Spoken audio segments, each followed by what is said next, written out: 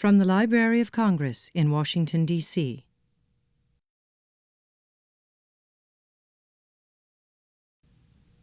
From the Library of Congress in Washington, D.C.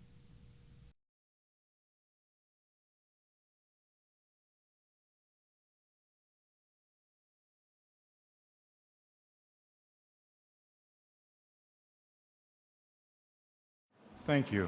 Thank you.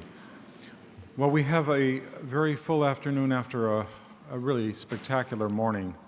Let me introduce myself first. I'm Joe Cambray. I am the president-elect of the International Association for Analytical Psychology. That's the professional group of Jungian analysts around the world. There are about 3,000 of us, and we were one of the contributors, probably one of the smaller contributors to this. But we're absolutely delighted and pleased by the meaning and significance of this event. It's a real honor to be here, to be addressing you, for the Jungian community to be in this time, in this place. And so my thanks to the Library of Congress, all of their staff that have been so enormously helpful and supportive to us, to the presenters for taking the time and making the arrangements to be here, and to all of you for making your way to DC and to be a part of this. This afternoon, we're going to change keys a little bit now. We're going to talk about, in this panel here, about the Freud-Jung history, not so much in terms of just a rehash of what's known, but I think you'll find we're going to be looking at intellectual history in a new way. And as a part of that, I wanted to just give you a few brief remarks. I think it's still a part of the question of locating the Red Book in the field of history and culture. What is this object that we all now have a copy of and that we're muddling our way? You've heard a lot of different opinions this morning about its meaning and significance, and I'm not going to pretend that I know any deeper than anyone else, in fact, probably less.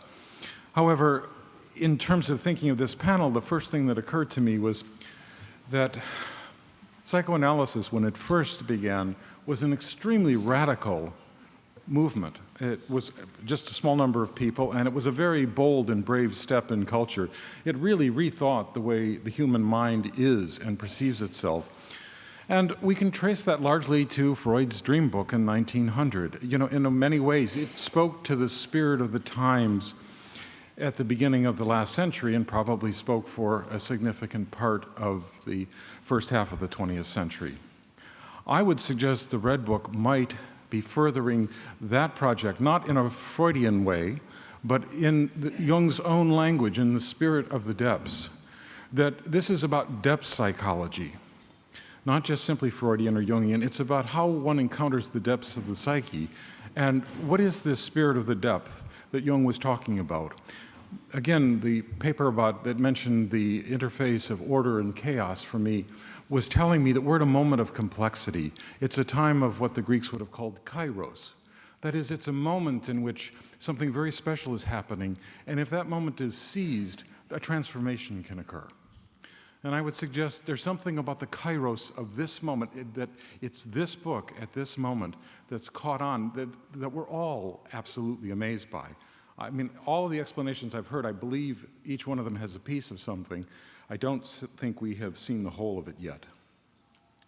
For me, the text is also an embryological text, in the sense, and at multiple levels. There's a lot of egg imagery in the text. There's a lot of incubation that the text refers to. And I think there's a whole relationship to embryology, biology, and the place of the mind. And that we're just in other fields, other disciplines, think of in biology things like epigenetics and so forth. We are going through a transformation in the way in which we see the mind. We're much less reductive than we were even 10 years ago. We don't think of molecular biology as the sole paradigm now for explaining biological systems. We have a sense of their complexity. And if ever there were a complex book, this is it. So I'm suggesting that as a background to what we're going to hear this afternoon. We're not going to go so much into these particular texts, but we are going to, I think, talk about the radicalization, the re-radicalization that's occurring in any encounter with depth. And it's in a way the shock of the new. And for me, the second thing I wanted to mention to you is the serendipity about it being placed in Jefferson's library. You know, I asked about that, and it was the space that was available, but Jefferson was really an extremely radical thinker, to say the least. And and I'm not a Jefferson scholar by any means, but there was a book on Jefferson that I can recommend that would link here. It's called The Inner Jefferson. It's by Andrew Burstyn. And one of the chapters, for example, is The World of Dreams. And I think we're talking about a dream of the world that might go along with that. So the very fact that it's located in the Jefferson building, in Jefferson's library, it's in the core of it in a way. It's sort of hidden into the heart of it. And if you read Burstyn's book, he suggests that Jefferson did something like active imagination, even perhaps around writing of the Constitution. I mean, it's at least for me a wonderful fantasy. It's a proto-Jungian. So now what I'd like to do is I'd like to turn to our speakers. We are really fortunate. They're both eminent historians of the field, of depth of analysis. They know the analytic history of our analytic ancestors and are extraordinarily capable of articulating that history, but even more of placing it in a broader context of intellectual history more generally. So our first speaker today is going to be Ernst Falzeder, who I had the pleasure of getting to know a number of years ago when just at the point I was becoming the US editor of the Journal of Analytical Psychology. We had some conferences, and one of them was called Family Matters. And Ernst was one of our speakers there. And he put out the first network I've ever seen in the analytic community. He had a map of the first 500 analysts and all of their relationships, and he color-coded it. So you could see who had slept with who'd supervised who. It's a marvelous, if you think about network theory now that's become part of the information age, Ernst took us back and showed us how the networks were in place from our early history. And then San Francisco wonderfully hosted, Tom Kirsch and I worked together on hosting a set of history conferences, and Ernst and Sonu were both presenters at some of those conferences, and that was, again, this cross-fertilization between the communities was occurring there in an extraordinary way. Now, Ernst is a senior editor of Philemon. He's also a lecturer at the University of Innsbruck in Austria. He's a psychotherapist. He's a translator, a skiing instructor. And he's a former research scholar at the Foundation Louis Gentet for the History of Medicine in Geneva, Switzerland. He was a Woodrow Wilson Fellow here in DC a few years back, and then he came up to Harvard, and we got to hear him, fortunately, in the Cambridge area. He was available to us. He's got over 200 publications on theory, technique, and the history of psychoanalysis. He was the main editor of the Freud-Ferenczi correspondence, all 3 volumes, the complete Freud-Abraham correspondence. And more recently, he's turned his interest to Jung, and what a good fortune for our community, quite frankly. He's, of course, those of you who've been interested in Jungian psychology know that he has translated Jung's Children's Dreams seminars, Volume 1 and Volume 2, which is to come out, I gather, in the fall. And presently, I found out they've just finished Freud's letters to his children for publication, so that correspondence will be revealed. So we have a very rich and complex historian to give our first presentation. Thanks, sir.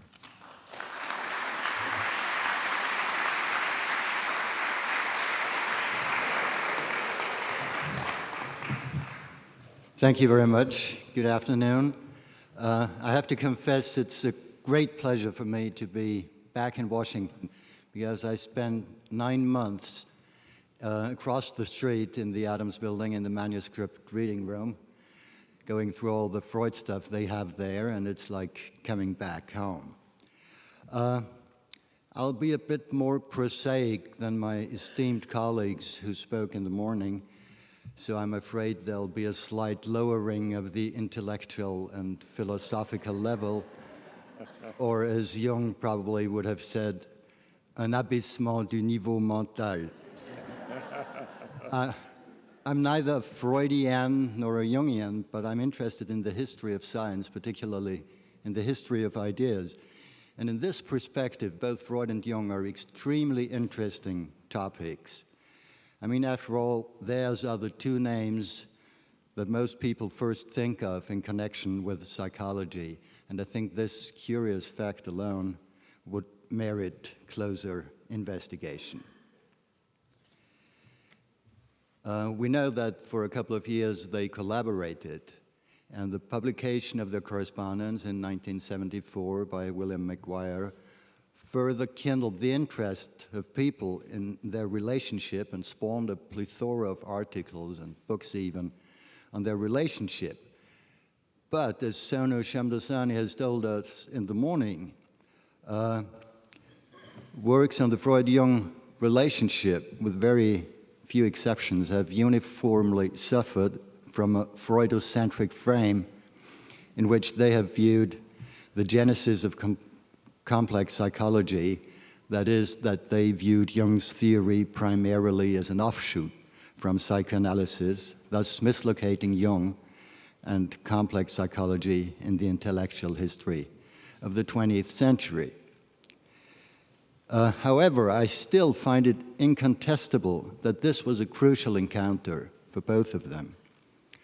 Thus, while keeping Sonu's warning in mind, I'd like to take a fresh look on that relationship and in particular investigate how stimulating it was for Freud and for Jung, how each of them took over ideas or suggestions from the other, and then have a look at some of the consequences that had. Freud and Jung have become larger than life. Their names have become something like stimulus words in a global association experiment, quickly drawing a host of reactions and associations. While their theories have all but vanished, except as historical references from most modern curricula in academic medicine, psychiatry, and psychology. Interestingly, the last academic fields in which they still seem to hold some ground are literary criticism and theology. On the other hand, their ideas have become diffused into popular culture to this very day.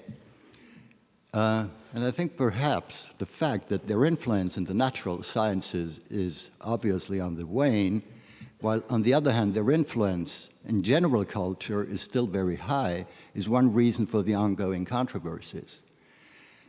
Because while science wants to show that Freud and Jung are outdated, essentially unscientific, or history, people continue to be stubbornly interested in and fascinated by their views. The terms and concepts have become a part of our everyday language, and even entries in dictionaries, if often garbled or misunderstood form.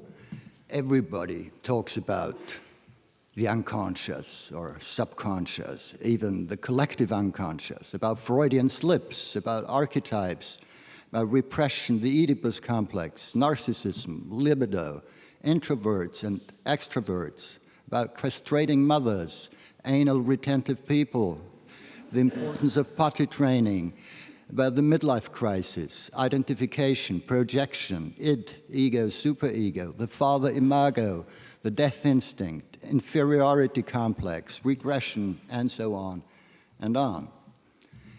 The very term psychoanalysis has enjoyed immense success. And for many, the name psychoanalyst or analyst has become a synonym for psychiatrist, psychotherapist, or as we say, or you say, shrink in general. And the figure of the analyst on the couch has become a cartoon stereotype. Just think of the New Yorker cartoons. Everybody seems to know that sometimes a cigar is just a cigar, and many men actually still wonder, what does woman want?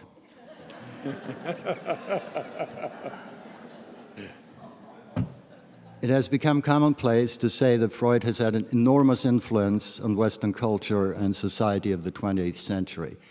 I'll just quote a few voices. Walheim wrote, "It would be hard to find in the history of ideas, even in the history of religion, someone whose influence was so immediate, so broad, and so deep." Ernest Gellner, "There has been nothing like this since the spread of the potato and the maize. And the diffusion of psychoanalysis was even faster and may have deeper implications." Weston Auden said that Freud had become a whole climate of opinion, and Harold Bloom called him the central imagination of our age. Practically no field in Western culture has not felt his impact. Let me just name a few of the fields that did feel his impact: psychotherapy, psychiatry, medicine, literature, biography, autobiography, literary criticism, film, painting, advertisement, public relations, education, pedagogy, sociology, anthropology, ethnology, politics, religion, theology, jurisdiction, the penal system, probation service, and so on and on. Also journalism. After I wrote down what I just read to you, I took a cigarette break and leafed through my daily newspaper, which reprinted a story that had been first appeared in the New York Times. And the story was about an exhibit at the Museum of Sex on the history of condoms. And it ended with the line, quote, "The condom is a declaration of sacrifice in the midst of indulgence."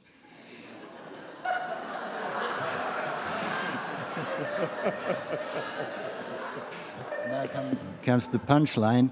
"It is evidence of civilization and its discontents."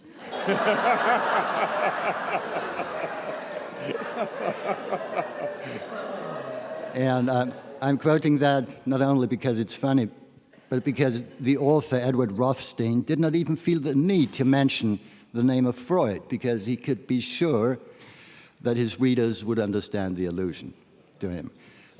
There's probably only one cultural field in which Freud's impact is not visible, or I'd better say audible, that is music. That is instrumental music, because, you know, librettos or lyrics of songs obviously have also been influenced. Much of what I said about Freud is also true for Jung. To quote Sono Shamdasani, "His views on the continued relevance of myth were the seedbed for the mythic revival. His interest in Eastern thought was the harbinger of the post-colonial Easternization of the West. There is a massive counterculture that hails him as a founding figure, and the impact of his work on mainstream 20th century Western culture has been far wider than has yet been recognized." End of quote. Add to this that many of his concepts, from the archetypes to the collective unconscious, from the midlife crisis to his theory of complexes, and of course his typology of introverts and extroverts, have become household names.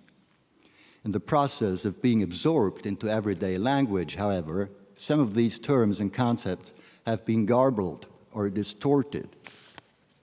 Jung's etymologically correct expression, extraversion, for instance, has turned into extroversion, which makes everybody with a minimal knowledge of Latin shudder.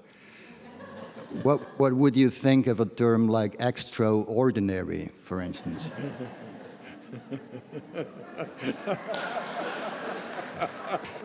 Or extramarital?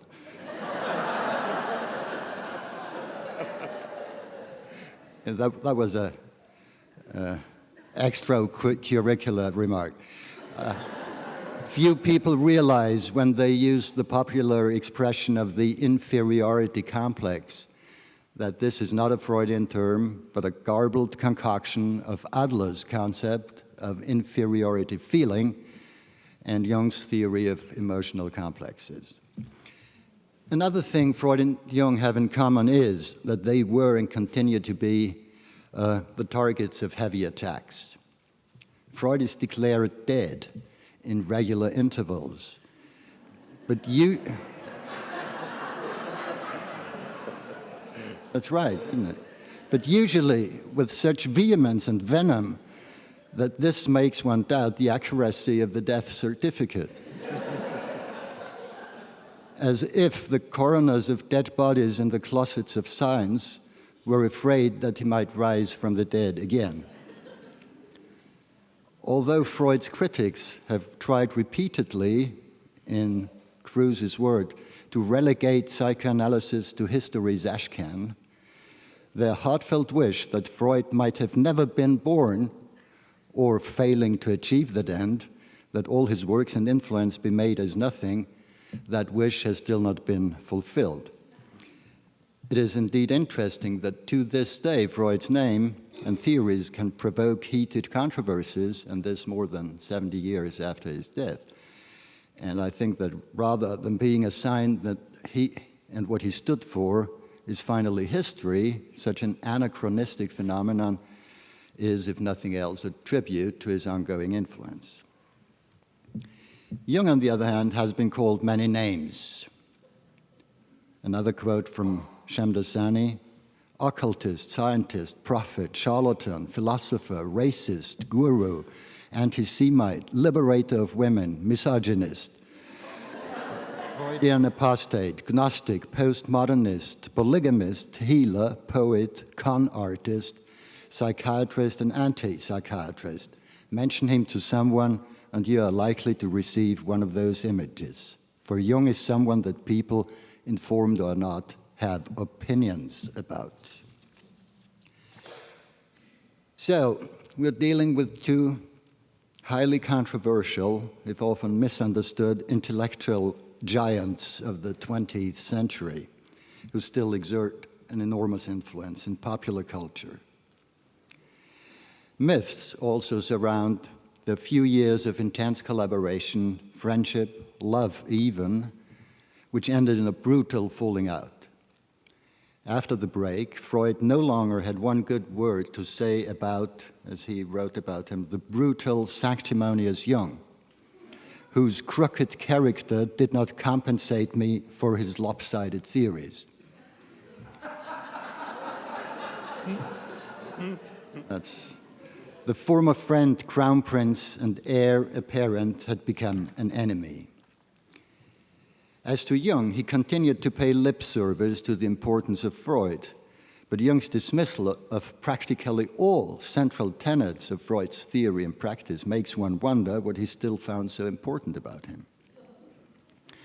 Perhaps most important was Jung's rejection of Freud's method of investigating psychical phenomena, namely free association, and consequently his abandoning of analyzing them. For Jung, the method of free association leads to a reductive explanation. That is to say, in his view, free association will indeed uncover a person's complexes, but it will not uncover the specific meaning of a particular psychical phenomenon such as a dream. In fact, according to Jung, you can free associate to just anything, to a pen, to a microphone, or a glass of water, and you will arrive at those complexes which dominate you, but that will tell you nothing about that pen or about a particular dream.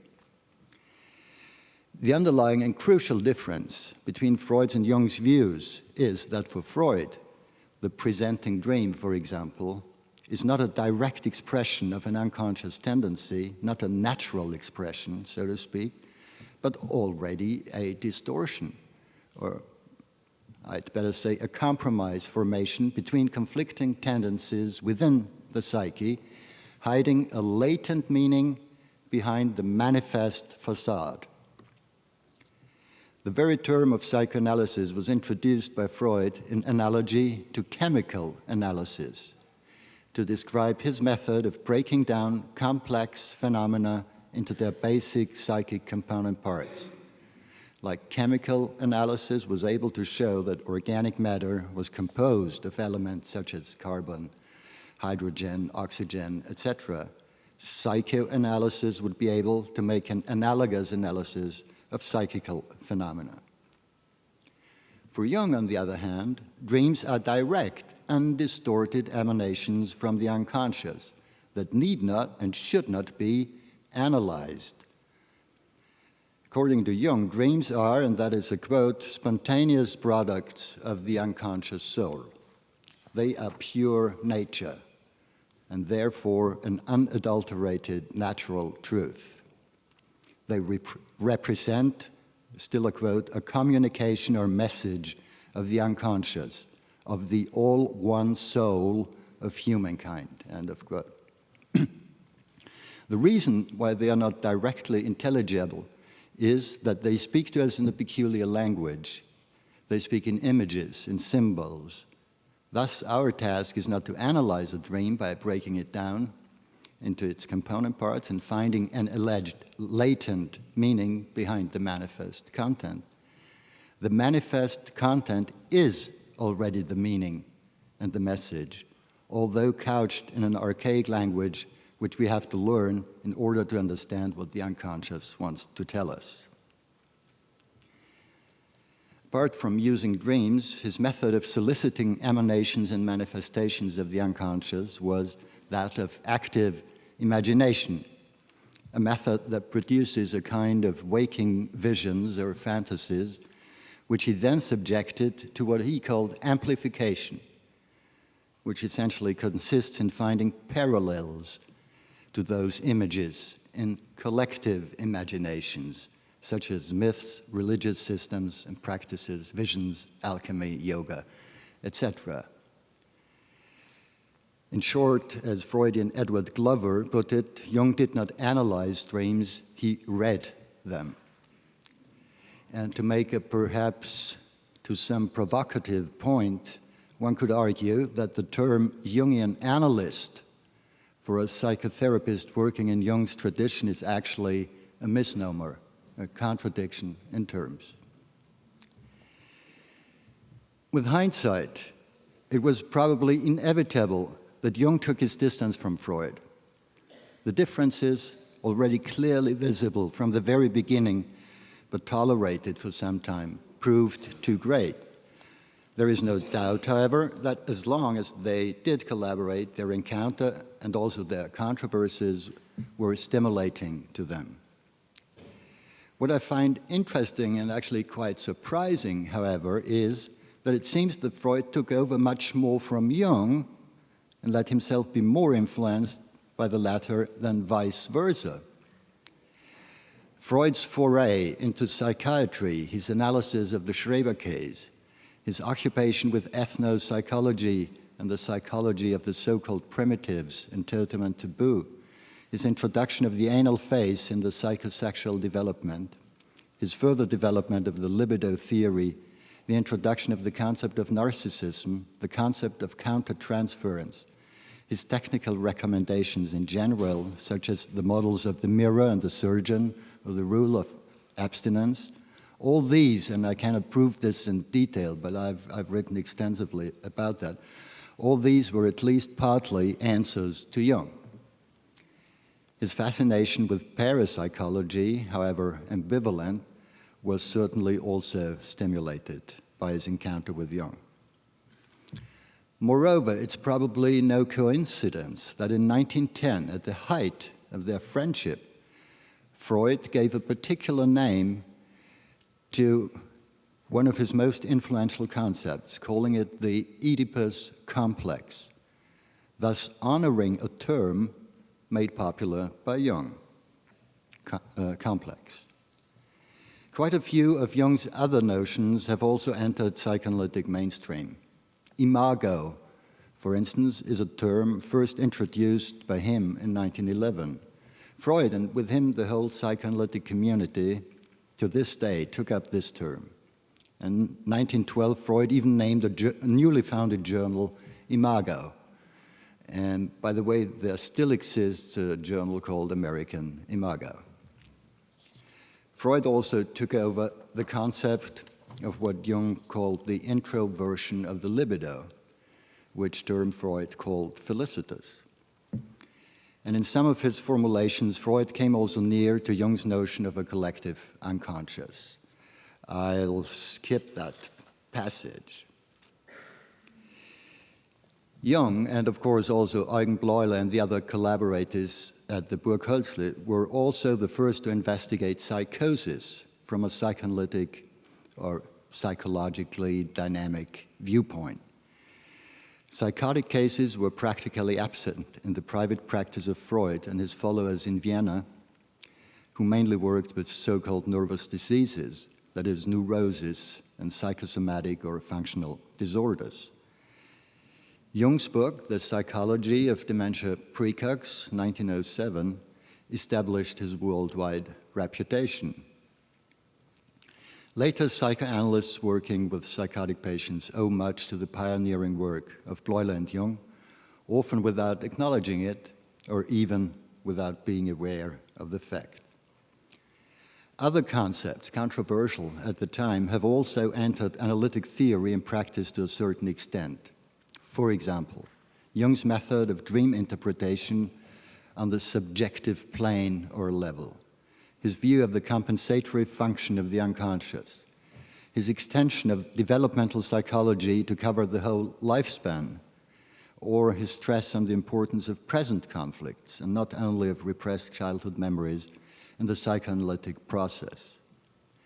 Surprisingly, Jung also seems to have been the first to see infantile neuroses as the result of what the parents unconsciously project onto their children, and not mainly as the result of a child's internal conflicts, a view so widespread today that it is worth remembering how revolutionary it was at the time. And finally, Jung and the Zurich School were also the first to call for the necessity of a training analysis of the future analyst, as explicitly acknowledged by Freud, a training requisite taken over by practically all dynamically oriented psychotherapeutic schools. In the light of all this, it is beyond me how Edward Glover could arrive at his judgment, quote, "I have been unable to find that Jung has injected anything into Freud's ideas." End of quote. This could rather be said about what Freud injected into Jung's ideas. With the exception of a short period of intense collaboration during which Jung also sometimes, half-heartedly or not, towed the line, from the beginning Jung had his own agenda. His agreement with Freud remained on a rather unspecific, general level, while from the first contact onward, he voiced his reservations against specific but central tenets of Freud's theory, above all against the sexual theory.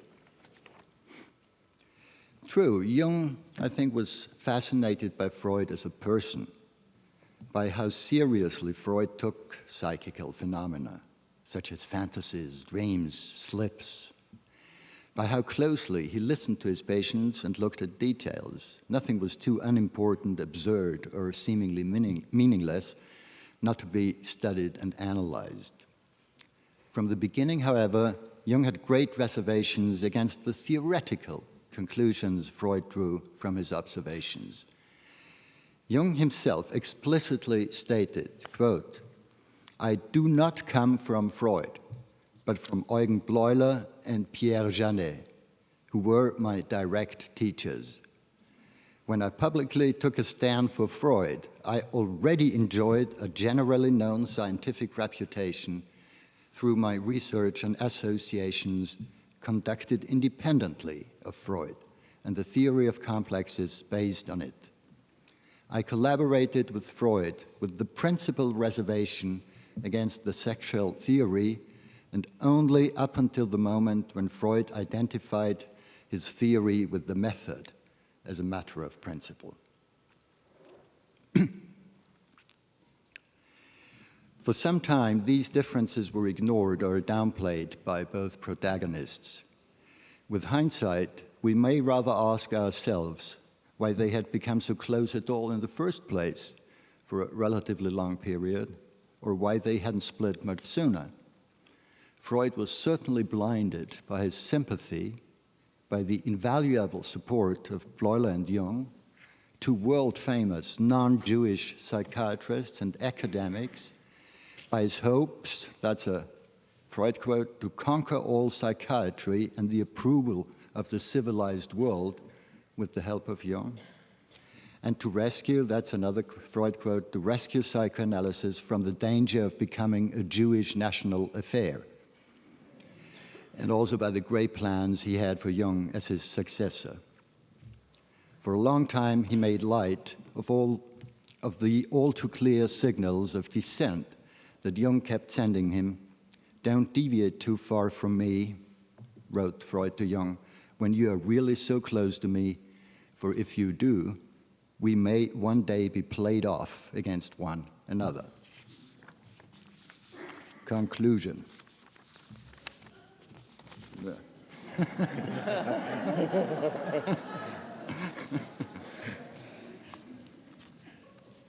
I'm afraid in the short time it has been impossible for me to give you more than a few glimpses. Coming to the field of Jung studies as a Freud scholar, in studying Jung, I've been increasingly impressed by how crucially different his theory is from that of Freud. I think that many people who see the Freudian and Jungian systems as just two variants of basically the same orientation, and who see in analytical psychology a further development of psychoanalysis, be it in the right or wrong direction, whatever, that those people have been disregarding the fact that Jung had a radically different concept of the unconscious. Because at first glance, this seems to be their common ground. Both are eminent psychologists of the so-called unconscious. So it seems perfectly sensible to see Jung, the younger of the two, as following in Freud's footsteps, especially if one adopts the wrong idea that Freud was the discoverer of the unconscious. Yet the most devastating criticism voiced against Jung from the Freudians from the beginning was probably not that he did not accept the theory of the sexual etiology of the neurosis, but that he, as Ferenczi wrote to Freud already in 1912, doesn't know the unconscious. That seems to be precisely the question. Did Jung mistakenly explain certain psychical phenomena as manifestations, not of personal unconscious conflicts, but of an impersonal collective entity? Or did Freud mistakenly overlook or downplay the fact that certain experiences, often deeply disturbing and dangerous, cannot be explained by the psychology of the individual, but must be seen as messages from something infinitely greater than the psychology of the individual and his personal development? Was Jung a deeply disturbed person who escaped the psychosis only by a hair's breadth, by turning his personal psychopathology into a pseudoscientific psychological system? Or was he a seer, a prophet even, who finally understood that his profoundly disturbing visions, dreams, and experiences were not the signs of a psychotic disposition, but messages from a trans-individual collective sphere that predicted world events? I confess I see no way of reconciling these two views. So it would be only naturally to ask, so then what? Who was right? Freud or Jung? Actually, I've been told that Americans like to go for simple alternatives, that they like that they like to be all for or all against things. I don't know if that is true, but if that's really the case, I'm afraid I will now close by disappointing you, by not answering the question. For the intellectual historian, as I see myself, the task is not to recommend a choice between two alternatives, but to study the history of these two related, adjoining, but still fundamentally different concepts, the vicissitudes of their respective developments, their collaboration, falling out, rapprochement, distancing, the mutual misunderstandings, but also the cross-fertilization that took place. No definitive answers then, but still a fascinating chapter in the history of the never-ending study of the human mind. Thank you.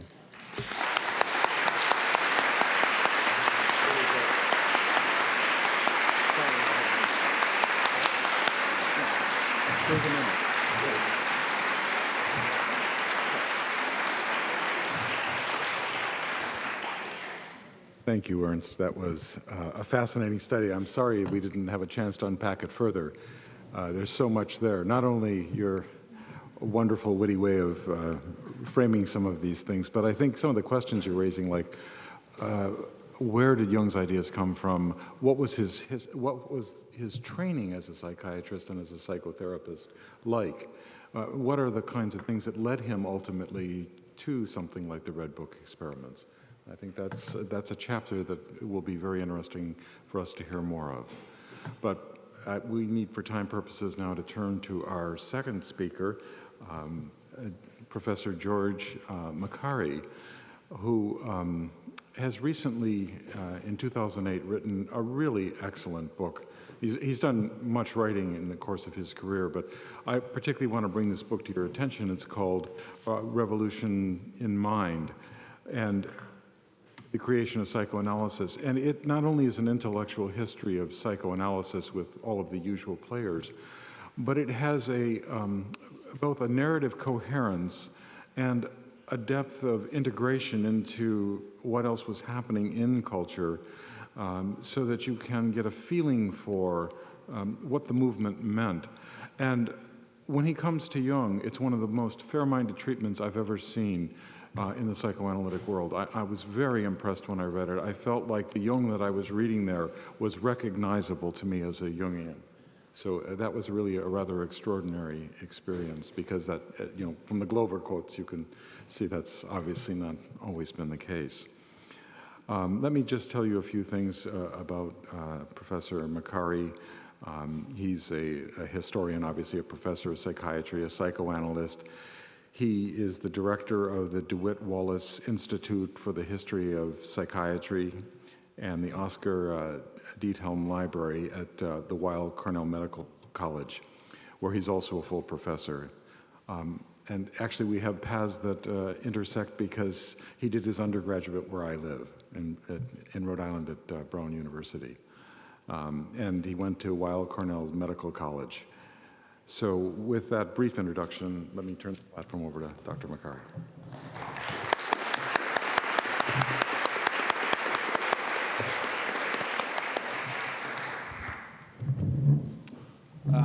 I'm gonna stand up. It's the least I can do.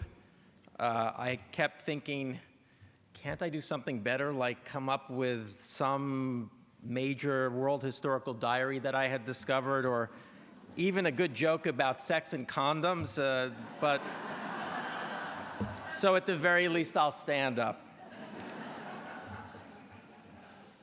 My paper is entitled Freud, Jung, and the Paradoxes of Enlightenment. The relationship of Sigmund Freud and Carl Jung remains one of the most monumental encounters of the 20th century. Theirs is a dramatic story of a friendship and partnership that failed. It's a parable of fathers and sons, as well as a study in clashing ambitions, leaders and followers, and the disparate cultures of Protestant Zurich and Jewish Vienna.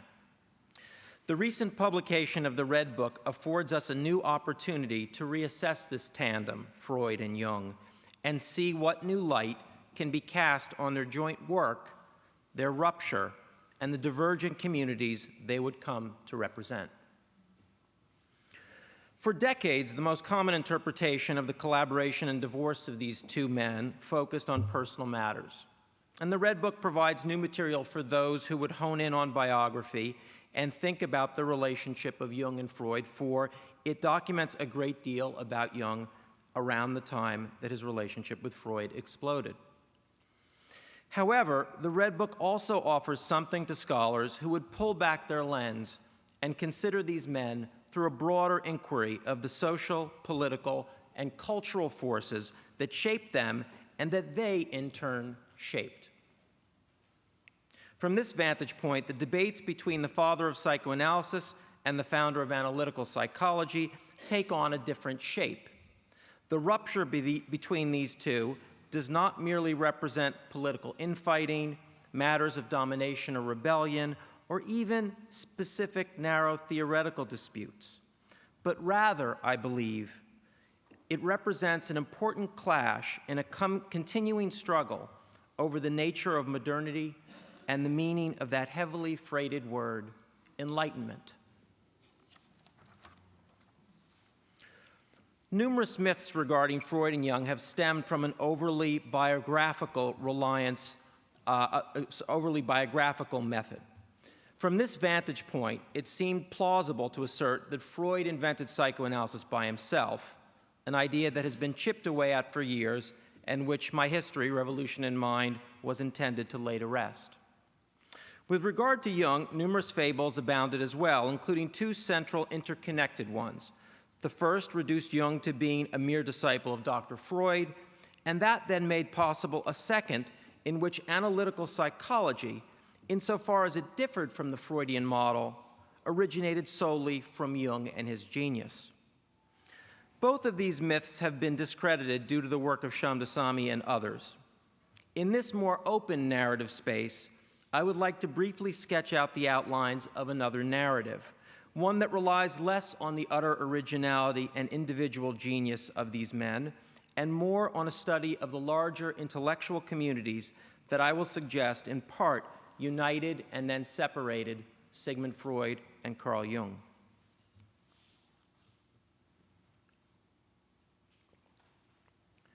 Around 1900, it would have been hard to mistake Zurich for Vienna. Vienna was the center of a failing empire, a swarming, free-thinking, multi-ethnic metropolis barely held together by Catholic and monarchist authority. Zurich, on the other hand, was the stable Protestant capital of one of 22 Swiss cantons, each of which enjoyed a good deal of autonomy and democracy. Both places, of course, were German-speaking, but Switzerland was unique in that it unified ethnically French, Italian, and German citizens. This would become important after 1870, when bitter nationalism forced the French and Germans apart. The intellectuals from these places ceased their dialogue in France, Germany, and Austria-Hungary, but not in Switzerland, where there remained an open marketplace of ideas. Aided by these advantages, the Swiss would play an inordinately large role in attempts to synthesize French and German ideas of the mind. In Zurich, for example, through the leadership of Dr. August Forel, the Bergholzli Hospital incorporated German lab science with French clinical innovations and moved to the cutting edge of both brain research and mental therapies by the last decades of the 19th century. In 1898, Forel turned the directorship over to one of his former students, Paul Eugen Bleuler. Bleuler was almost exactly Sigmund Freud's contemporary, born 1 year after the Viennese physician, and as we shall see, both of these doctors shared a number of views common to their generation. Bleuler and Freud were political liberals who rejected romantic medicine's speculative excesses and dedicated themselves to the power of reason and science. After graduating from the University of Zurich Medical School in 1881, Bleuler took a scientific grand tour where he, like Freud, traveled to Paris to study with Charcot and was deeply impressed by the power of hypnotism and unconscious mental processes. For 6 months, the young graduate, again like his Viennese counterpart, dedicated himself to the study of brain anatomy, first in Munich and then with Forel in Zurich. Finally, in the late 1880s, as Joseph Breuer and Freud were mulling over the case of Anna O in Vienna, Forel and Eugen Bleuler hypnotized each other in Zurich and published papers on this strange phenomenon. Soon, both Bleuler and Freud were convinced that complex unconscious psychic processes could rationally explain mysteries, including dissociated actions, fugue states, hysterical symptoms, and cases of multiple personality. No surprise, then, that when these two men discovered each other, they quickly made an alliance.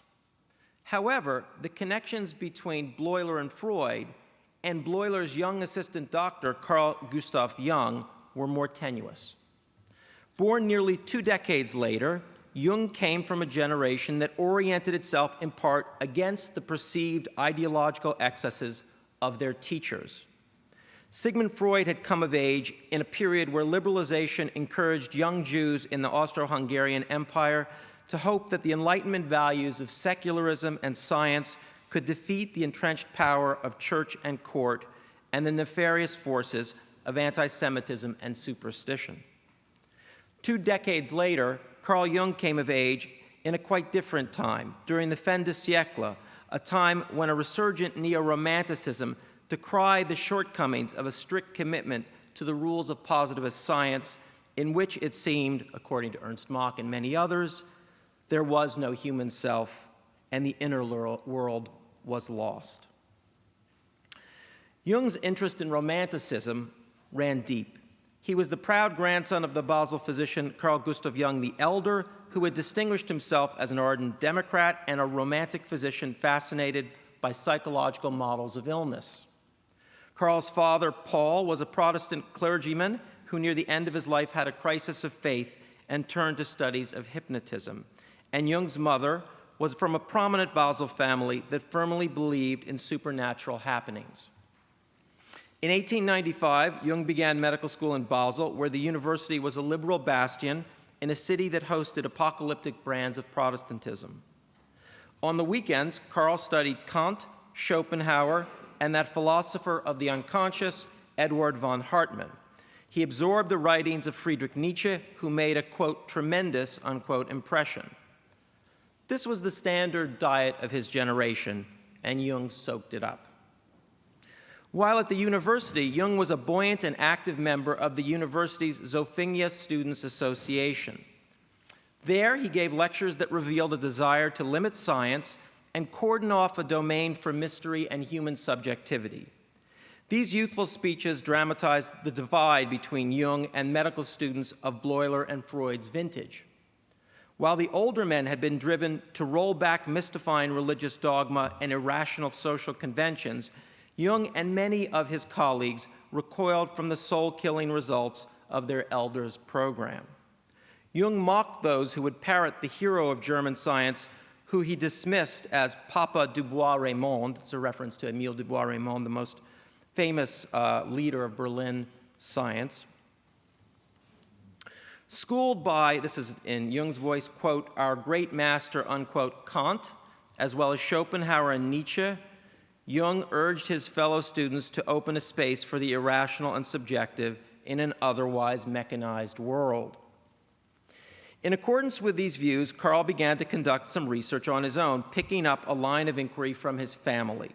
Carl's mother's family was immersed in Spiritism, a movement that emerged from the Great American Awakening of the 1840s and became popular in Europe soon after. This fashionable craze that included receiving messages from the dead, mysterious turning tables, and mediums was not restricted to lay people. It also attracted scientists like W.H.R. Myers and William James, who sought to examine these incredible phenomena. For Jung, such things were very possibly believable. After all, as a child, similar phenomena had emanated from his mother's bedroom at night, where he saw luminous happenings, including a repetitive hallucination or vision of a figure whose head was detached from its body. In his first year of medical school, Jung began to attend the family seances. His aunts and cousins sat around an old oak table and waited for rumbles, knocks, and other signs from the beyond. Soon signs came in abundance from Jung's cousin, the 15-year-old Helene. Heli, it seemed, could speak for the dead. After his beloved father's death, Carl was often in attendance at the seances, but after 4 years, his interest fell off, especially after Heli was caught cheating. By then, Carl had decided to study psychiatry. When he set out to write his medical thesis, he chose to explore his cousin's strange voyages into the beyond. Confident that no one at the university would be receptive to such a study, Jung set it aside. Then, on December 11th of 1900, that young medical graduate was hired as an assistant doctor at the Bergholzli. In Professor Bleuler, Jung found a teacher who shared his fascination in bizarre mental phenomena. Bleuler encouraged his staff to study the most recent literature on the subjects, and so, just 6 weeks after his arrival in Zurich, Jung presented his colleagues with a synopsis of the latest work on dreams by Sigmund Freud. In this setting, Jung went back to his dissertation, but his approach had changed from any wide-eyed credulity from his medical school days. His 1902 on psychology and pathology of the so-called occult phenomena makes no allowance for mysterious otherworldly happenings. Instead, it was solidly part of a robust genre in which scientific authors demystified the strange, the miraculous, and the otherworldly. Jung explained his cousin's visions and voices via references to Charcot's Grande Hystérie and Janet's psychic disaggregation. The authority Jung turned to most, as Shamdasani has shown, was a fellow Swiss, Theodor Flournoy.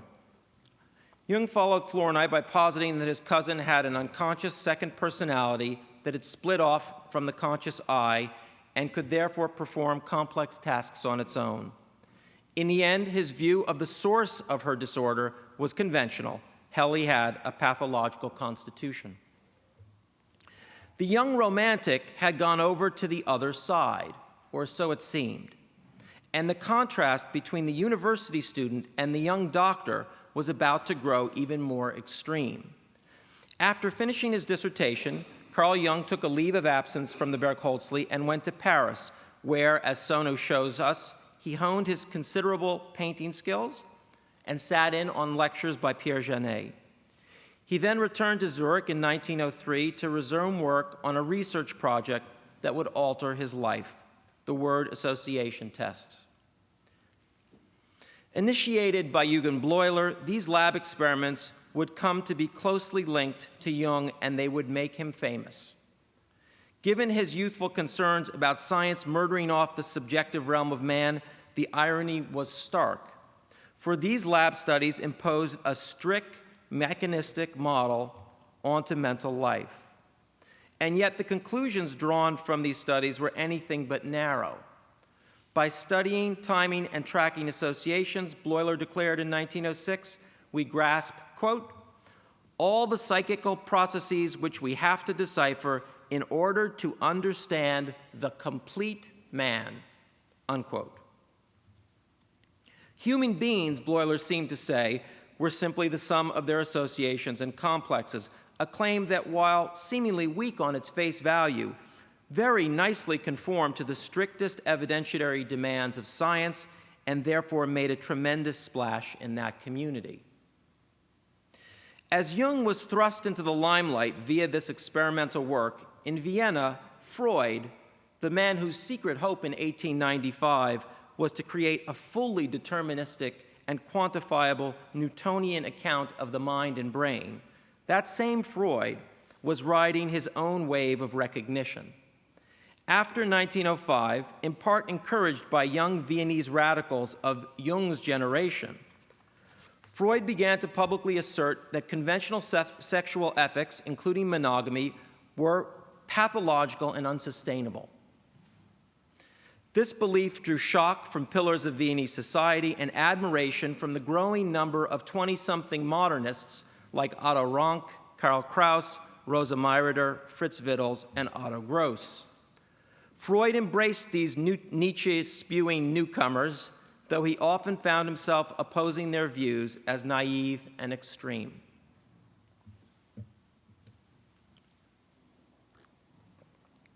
And so, just as Carl Jung was being pulled by Professor Bleuler into the center of the scientific community, Sigmund Freud was being pushed out into the smoky world of cafe culture by his rebellious admirers. And it was precisely during this disorienting time that these two men commenced their intense relationship. In Freud, Jung hoped to find a mentor who, unlike Bleuler, was less afraid to push hard at the limits of conventional science in the service of better grasping inner life and sexuality. In Jung, Freud believed he had discovered a most judicious, scientifically minded pupil. And for a while, these expectations held. In 1908, when the Freudians first gathered in Salzburg, the once blustery Carl Jung stood as a paragon of scientific restraint, refusing to give in to the extreme trauma theories of dementia praecox put forward by Karl Abraham, insisting with Bleuler and others that there was clearly a toxin at work. Simultaneously, the older Freud, who once worshipped the positivism of Ernst Brücke, reigned over a band that included the anarchist libertine Otto Gross, who toasted Freud as a moral revolutionary, to which the professor dryly replied, "We are doctors, and doctors is our intention to remain." Should have done it with an accent. Jung and Freud had both risen to a kind of fame. Neither, we can be fairly sure, would have scripted their ascents quite this way. Nonetheless, in 1910, Freud and Jung's alliance was so strong that along with Chandra Ferenczi, they tried to permanently cement their bonds. They jointly created the International Psychoanalytical Association with the demand that all members fully adopt Freudian psychosexuality as their theory and accept Carl Jung as their president for life. Much to their dismay, how could they have known? This turned out to be a disaster. Their attempt at consolidation led to immediate revolt and schism. The notion of a strict Freudian theoretical line was intolerable to some like Bleuler, and for others, especially the Viennese, the idea of deferring to Carl Jung as long as he walked this earth was impossible.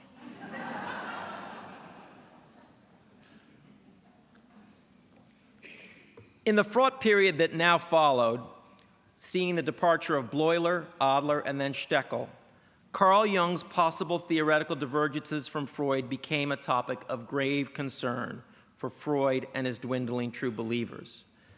They grew panicked that their president and the editor of their most important journal may not be faithful to the cause. Over the next month, Sigmund Freud and Carl Jung would increasingly challenge and disappoint each other. Freud was not more open-minded, but increasingly tyrannical. And Jung was not the reserved scientist, but rather prone to flights of mystical wandering, or so each man could legitimately think. The two psychoanalysts would press each other to explain the nature of legitimate authority, the bounds of science, and the distortions of the psyche, not excluding each of their own. Tension grew after Jung's Fordham lectures in 1912, and then increased in 1913, when Jung, along with Maeder, proposed that the deepest meaning of a dream lay not in wish fulfillment, but rather a kind of adaptive mental processing of the future. This last change was deeply disturbing to the Freudians. Freud believed he had rescued dreams from charlatans and clairvoyants and given it a firm scientific basis. The idea that it might be turned back into something like clairvoyance was unthinkable. Just 2 months after Jung sent a letter to Freud defending his critical theoretical turn on dreams, on October 1st, 1913, he suffered what we've already heard about, a terrifying 2-hour hallucination of the earth running with blood, in which he was told this was a premonition of things to come. Frightened, he was, quote, doing a schizophrenia, unquote, an illness we should remember Jung believed was due to an untreatable toxin.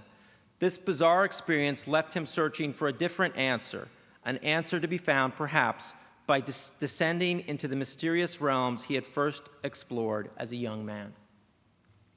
Jung's inner turmoil likely explains this once mighty power broker's precipitous next actions. On October 27, 1913, to the shock and delight of Freud's stalwarts, the Zuricher who had spoken of the psychoanalytic movement as his own did his enemies' work for them and resigned as editor of the journal. This made no sense to Ernest Jones and others who were sure it must be part of a complex Machiavellian plot. It was not. As the Red Book makes clear, the world Carl Jung had fashioned for himself after he entered the Bergholzli in 1900 had cracked. In 1914, Carl Jung also resigned as president of the IPA, and soon the Great War broke out, which the Zuricher took as confirmation of his prophetic vision of blood in the streets. He turned inward, a turn that he would later say returned him to his own soul and would mark the beginnings of analytical psychology. By focusing on the broader contexts that animated Sigmund Freud and Carl Jung's relationship, we can see the outlines of a larger story. The looming question that brought these two men together and would separate them was one of the great questions of modernity. It is a question as pressing for us today as it was in 1784 when a German periodical received Immanuel Kant's short, famed essay simply entitled, "What is Enlightenment?" What indeed? 17th and 18th century savants touted the power of the mind to emancipate men and women and lead them from darkness into light. Reason, analysis, and skepticism were the tools that would free humanity from the chains of delusion. Dare to know, that was their credo. However, there was a great paradox at the heart of these spreading beliefs. The most prestigious and powerful form of knowledge that they acknowledged, natural science, tended to happily dismiss the mind as an impotent fiction, as well as a sneaky way of trying to maintain a supernatural, immaterial soul. Famously, some philosophers and physicians tried to find a third way between scientific materialism and the soul, such as John Locke's notion of God-endowed thinking matter, numerous vitalists from the Montpellier tradition and elsewhere, and some post-Kantian idealists. But the fact is, by the middle of the 19th century, the once radical notion that inner life and the mind were mere products of the brain machine had won the day. One now witnessed the spectacle of highly intellectual experts coming up with very creative arguments that seemed to prove the mind could never be creative. By the end of the 19th century, many recognized the absurdity of this position and vied to create a tenable science of psychic life. For these 19th century doctors, psychologists, psychiatrists, and philosophers, the paradoxes of the Enlightenment needed to somehow be unknotted. They were forced to address foundational questions such as, on the one hand, what kind of science was required to not reduce the psyche into nothingness? And on the other, what kind of wider-bore psychology could actually establish valid and verifiable truths? Now, Freud maintained a strong identification with the atheistic radical enlightenment of Spinoza. This was the man, Freud that is, who dared to know even when that daring meant declaring children to be polymorphously perverse. But these same very radicals he identified with were precisely the thinkers, unlike the more moderate Enlightenment reformers.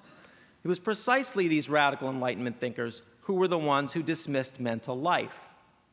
In many ways, Sigmund Freud's efforts can be seen as trying to salvage the ideology of Pierre Bayle, Diderot, we could say Jefferson since we're here, and the encyclopedists, by both creating a model of the mind that was scientifically tenable in an otherwise wholly deterministic, mechanistic world, and by expanding their dry notions of reason to include the subject matter of romanticism, that is, subjectivity and the powers of irrational mental forces. Now, what of Jung? During his personal crisis, as the Red Book demonstrates, he imaginatively returned to a lost pre-modern world, a place where meaning was not statistical or chemical, it loomed everywhere. It was a world of omens, epiphanies, and revelations, a place of angels and devils, where the very notion of enlightenment was no longer that of the Lumieres, but rather spiritual enlightenment.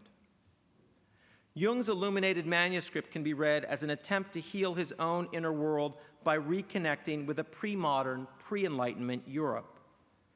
This text of a soul in torment is confessional and prophetic in tone. It shows the Zurich doctor, once famed for nearly quantifying the inner world, now thrown deep into a Gnostic search. Reason and natural law have been blinders. He throws them off and returns to a time where body and soul were one, a world of ancestors in which the dark night of the soul somehow led to daybreak. In this work, Jung joins, as speakers Sonu and others have spoken about today, Dante, of course, but also Blake, Novalis, Coleridge, Schelling, and Nietzsche, who he was reading at the time. And in this turn, Jung, like these others, can be accused of being perilously nostalgic. After all, that world of hellfire and prophecy was also one of witch trials, mass death before the plague, and divinely mandated brute authority. If Carl Jung had simply published the Red Book and continued in this vein, that critique, it seems to me, would be plausible. Surely then he would be considered among those who turned their back on the Western Enlightenment and embraced forms of spiritual enlightenment from both the Judeo-Christian and Eastern traditions.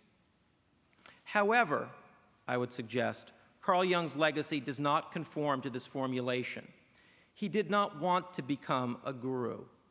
As he himself made clear, the Red Book set Jung out on a mission to find a place for his personal epiphanies in the language and logic of science.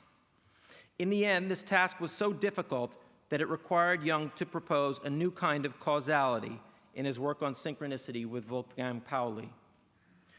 Unlike Blake and Coleridge, Carl Jung spent decades trying to incorporate his visions and imaginings, his critique of rationality, into something rational, something that did not simply demand blind faith, but could bear up against doubt. And so, in the end, Jung was not an anti-Enlightenment rejectionist, but rather what Isaiah Berlin has called a thinker from the counter-Enlightenment tradition, one of those nearly forgotten hybrids, a romantic scientist in the mold of the great Gustav Fechner, another who experienced mystical wonder and then sought to use the methods of science to validate and convey these insights.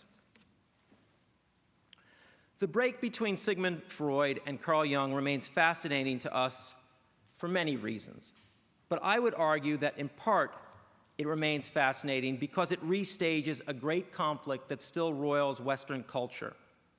Freud and Jung met in a deep ravine ripped in the landscape of modernity. It was a divide that segregated the Enlightenment world of natural science from the great Enlightenment ideals of reason, freedom of thought, human nobility, and individuality.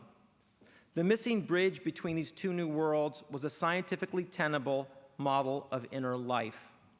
Both Freud and Jung tried to build such a bridge, though today, neither 20th century giant can rest easily, for their solutions have been, at best, only marginally successful. Still, they have not quite disappeared because there is no present accepted science of subjectivity, and even worse, it seems to me, little serious discussion of the paradoxes and difficulties of this subject. Specialization has left scientists and humanists far apart, and the prestige of the former in our biological zeitgeist makes any debate seem unnecessary. And so, we are left, each of us, to sort out problems incurred by trying to marry reason and passion, mind and body, ourselves as machines and as creative spiritual beings. However, a century ago, Sigmund Freud and Carl Jung vigorously debated these same issues. Their relationship provides us with much more than a contrast in personalities. It forces us to reflect on the complex inheritance modernity has bequeathed us. Thank you very much.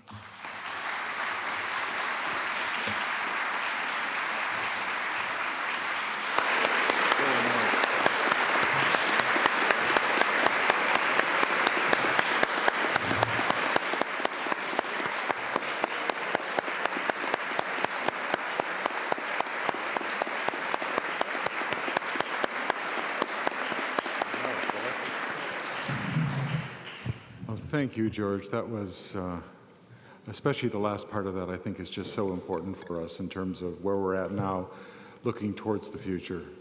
The models that we may begin to look back to. There is a tradition, of course, in German Romantic science that connects to Naturphilosophy and so forth. It's getting a recurrence in terms of holism that comes from complexity theory, but that's a whole other thing. What I'd like to do is open the floor briefly for questions. We're a little bit over, but since we started 10 minutes late, I would like to give you a chance to ask these two speakers anything you would like to bring up right now, okay?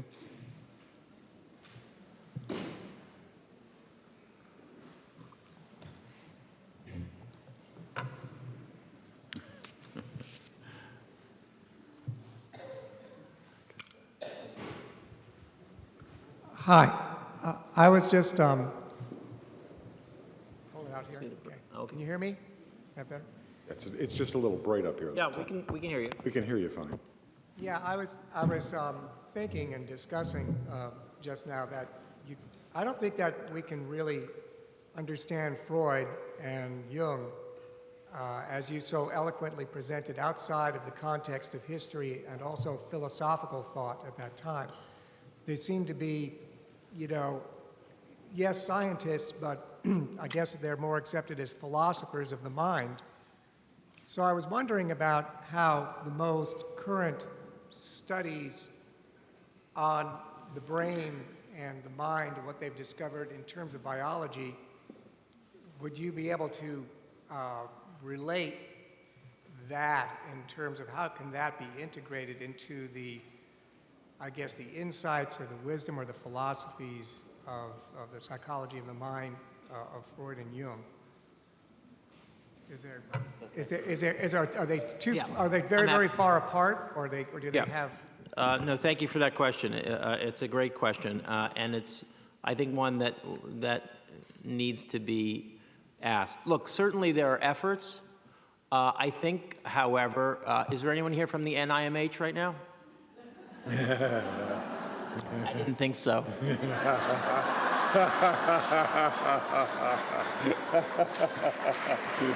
good, yeah, exactly. So there it is, really. Look, I think that there are certainly attempts, and I think that any attempt is worthwhile. I certainly don't want to, be overly critical. There are people who are trying to somehow bridge mind and brain. I think the critical question is to be aware of how difficult that problem is. I would say we haven't gotten anywhere with it. But I think the effort it has to be sustained. I think many have given up and simply think of it as a non-issue. So the people at the NIMH keep finding, a new gene for some extraordinarily complex human behavior or experience, and the Times keeps using the wonderful conditional tense when they report it, as they do again and again and again. Gene found that might explain poetry. So this is, I think, a failure of the discussion about, a serious discussion about what's at stake.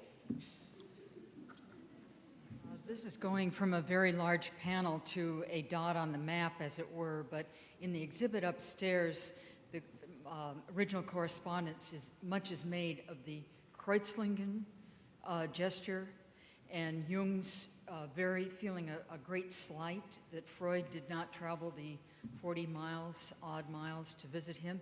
Might you expand on that? And did Freud really knowingly avoid Jung? Was it really a slight he intended? That's a specific question which is easily answered.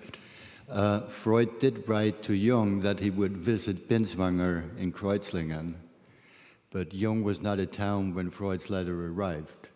He was on a sailing trip, and he thought that Freud had not informed him because he got the letter too late, but because of his own fault, because he didn't check the date when it was written. Check your email.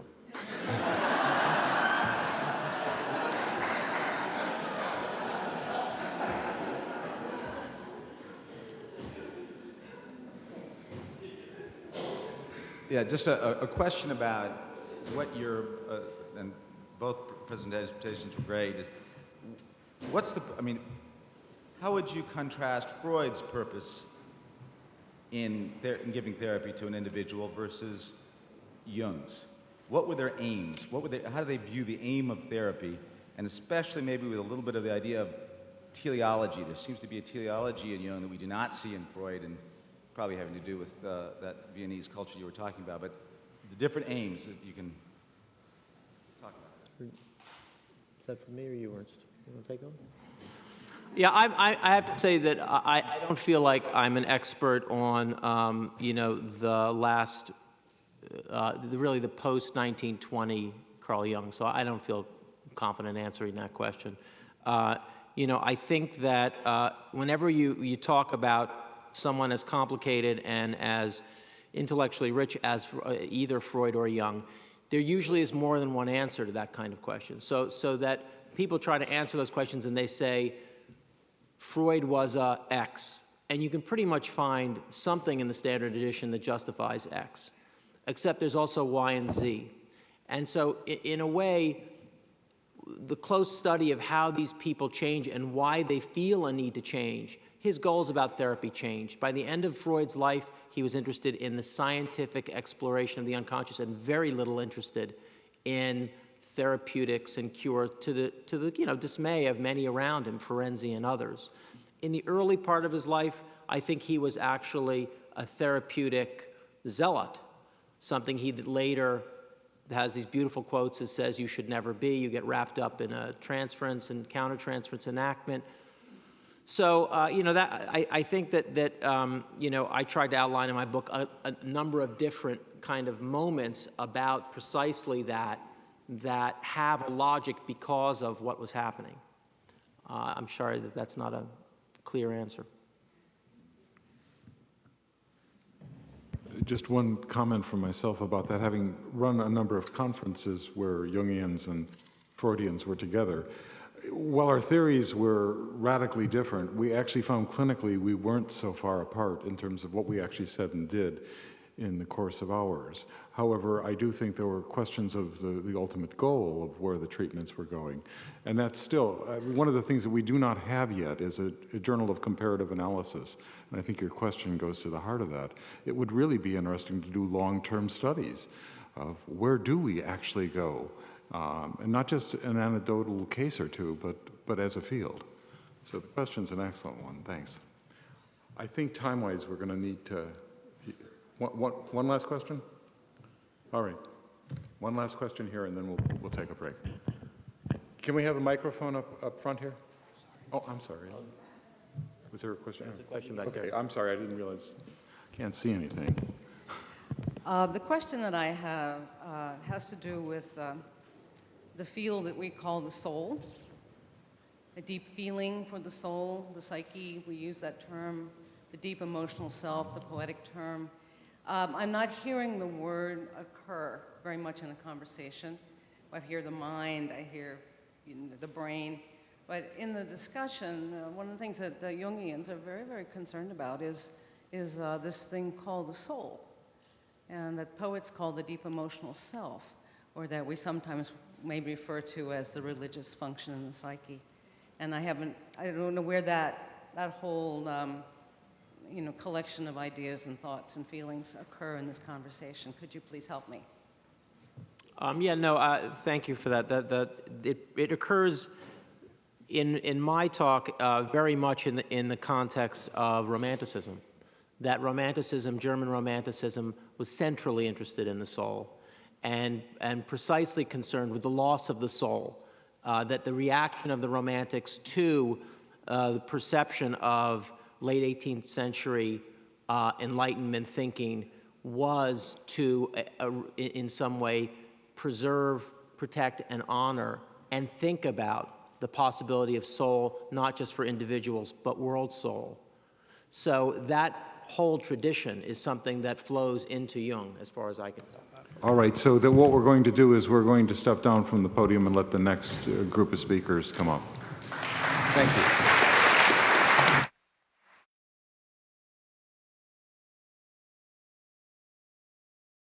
We have two distinguished authors and Jungian analysts talking to us this afternoon. My name is Betty Sue Flowers.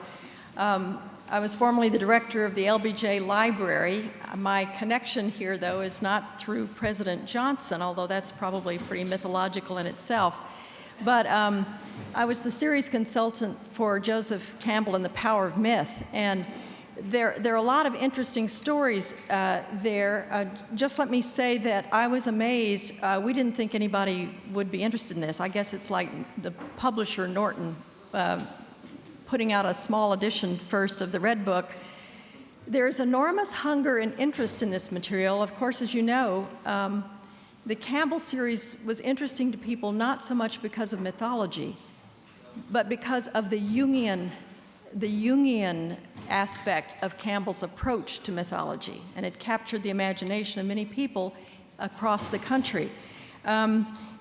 I was surprised that this material also, to some extent, was radioactive in two places. One was academia, where I was a professor, and I would be, I would say, attacked.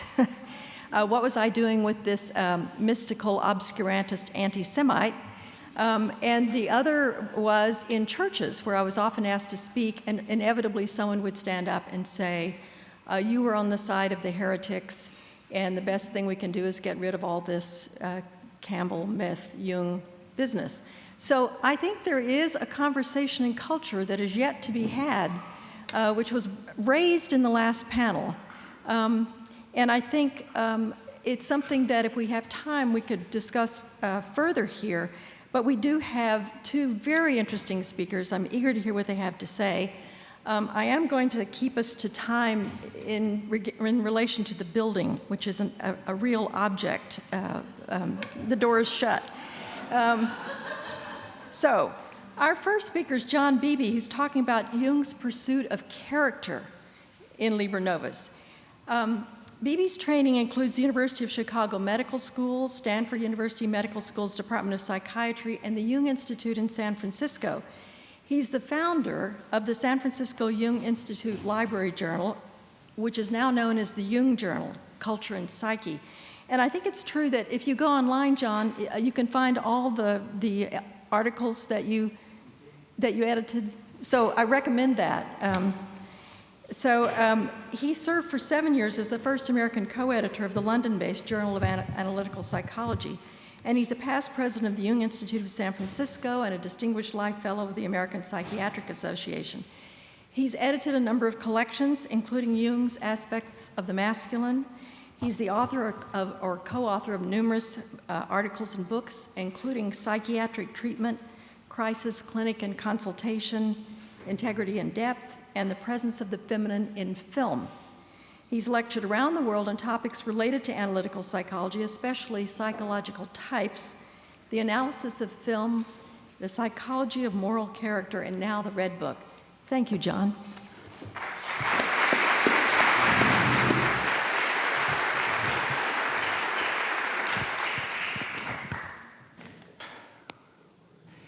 It's interesting that an introduction is always about your capacities, your capability that has earned you a spot on a program like this. And it's kind of reassuring after the breakfast of champions we had this morning to be able to remind you as we approach tea that Jung really begins Liber Novus with the most fascinating riff on the value of incapacity. This from a man who had read everything, met everyone, conquered the earth for depth psychology, delivered the psychiatric establishment to Freud, which ironically he could never get back again, and knew everything there was to know about being capable and high-achieving. And in the most amazing way, on the eve of World War I, where nations are about to vie for power and influence, and now we know the story of the three cousins, as so beautifully told, I think, by, isn't it one of the Mirandas, Miranda Seymour, maybe? The cousins, not the cousins wore a different title, but the three cousins are having the Tsar, the Kaiser, and the King of England are all vying for which of Victoria's grandchildren is going to conquer the markets and the earth, and we have this, in my opinion, highly unnecessary war of World War I as the result. Here we have this very successful man starting the Red Book with the sacrifice of the hero, the sacrifice of the German hero Siegfried.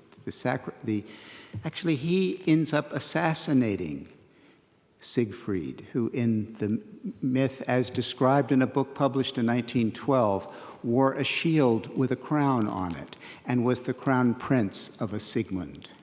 And Jung gives up the Crown Prince role in the psychoanalytic movement. The dream he has of killing Siegfried, which is recorded in Liber Novus, happens to have been dreamt on the night that he sent the letter that you can see upstairs that provoked Freud to break off 1-year anniversary to the day that letter was sent.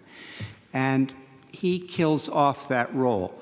But just as much, he discovers in the course of finding out, now that he's not going to be a Freudian analyst, what kind of analyst he's going to be, what is the unconscious, he has this amazing synchronistic event that the very thing he dreams, the killing of a crown prince, happens and starts the war and explains that vision of blood. He wasn't doing a schizophrenia.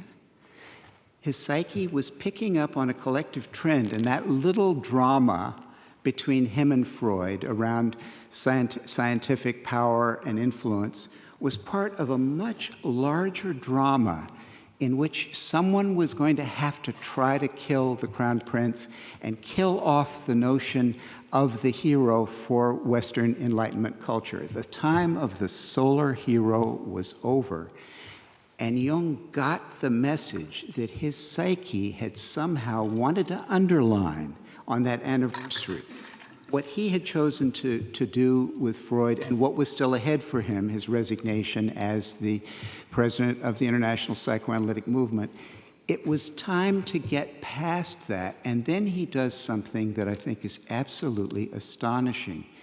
He decides that the meaning of the dream is that he's killed off his ideal of efficiency. So what should he be doing instead? And he says it is time to embrace incapacity. Rather than find a new way of going up, a new alternative psychoanalytic theory that triumphs over all, he's going to go on a journey to see how far he can get by going down. He makes the downward movement. Now, in the killing of Siegfried, he kills off a kind of role that really had taken him away from himself, as we just heard in the beautiful presentation of Dr. Makari, where we really get we get the feeling for how much Jung moved away from the young man he had been around the time he stopped writing in that brown book in 1902, and then picks it up again something like 13 years later, 11 years later, he picks it up to start the work that will eventually become transcribed into the Red Book, and realizes he's gone very far away from his soul in the process of becoming, among other things, the general for the psychoanalytic movement and generally a person of great capability. He realizes that he's got to go looking for his soul, and he makes the decision to go down, and down he goes, as Sonu Shamdasani has told us, all the way to hell. Now, what I find interesting is that he recognizes this in a Swiss Protestant way as a kind of duty, that he is somehow complicit in the evil of the time, which is this patriarchal solar hero achievement and responsibility trip of as much efficiency, as much success as possible. What would happen if instead of his capacity, he embraced his incapacity? And it's amazing how far he goes. So it seems to me, in Jung's pursuit of character, the first moment in it is some kind of knowing that is informing him and that is reinforced by all of the experiences that he gets with the inner figures that he meets. That integrity is something that is not achieved by riding the superego and getting on top. It's not an Übermensch in that sense. It's not an over drive of a kind of super expansion of consciousness, but rather it's by bringing what reason can know and control and do in a very real connection to what it can't do, what it can't know. It's incapacity. Later, as he gets to psychological types, he's going to call this the inferior function, and he's going to make clear in a variety of places that it is not through the superior functions of the ego that the soul is found, but through the inferior function. There's a tradition in Jungian psychology, for those of you who, like myself, study type a lot, psychological types, that in a man's psyche specifically, the anima carries the inferior function. And certainly the anima figure that Jung meets, Salome, is in every sense to his conscious attitude an inferior woman. She was already notorious in the fin de siècle world, particularly through the play of Oscar Wilde, for not only asking on the behest of her mother Herodias that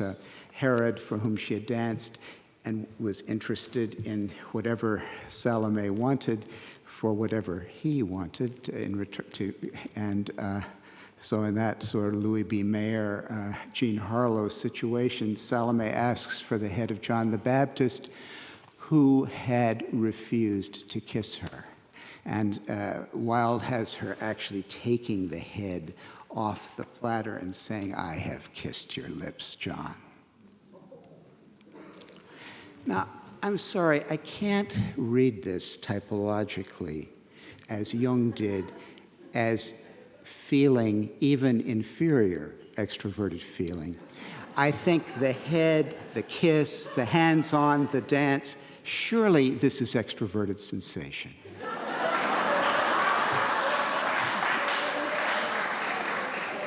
And just as surely, and we're putting myths on the table, we're hoping to discard a lot of legends. One of the legends I'd like to discard is that Jung sacrificed his hero, and that Jung stopped being heroic at the time of the Siegfried dream.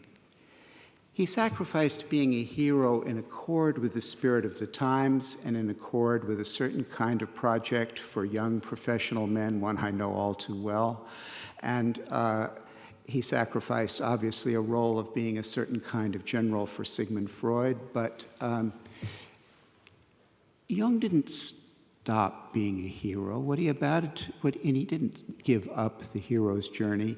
He began to pursue it in earnest and in his own way and with his true self, not his false self. So I must interpret the Red Book as Jung returning to an irrationality he had forsaken for, and that's his term, irrationality, for that axis that is achieved when you unite introverted intuition and extroverted sensation, and you just go for it because you know it and because it's there, and you just simply experience it. This irrational axis, which has absolutely nothing to do with rational planning, is never a good career move,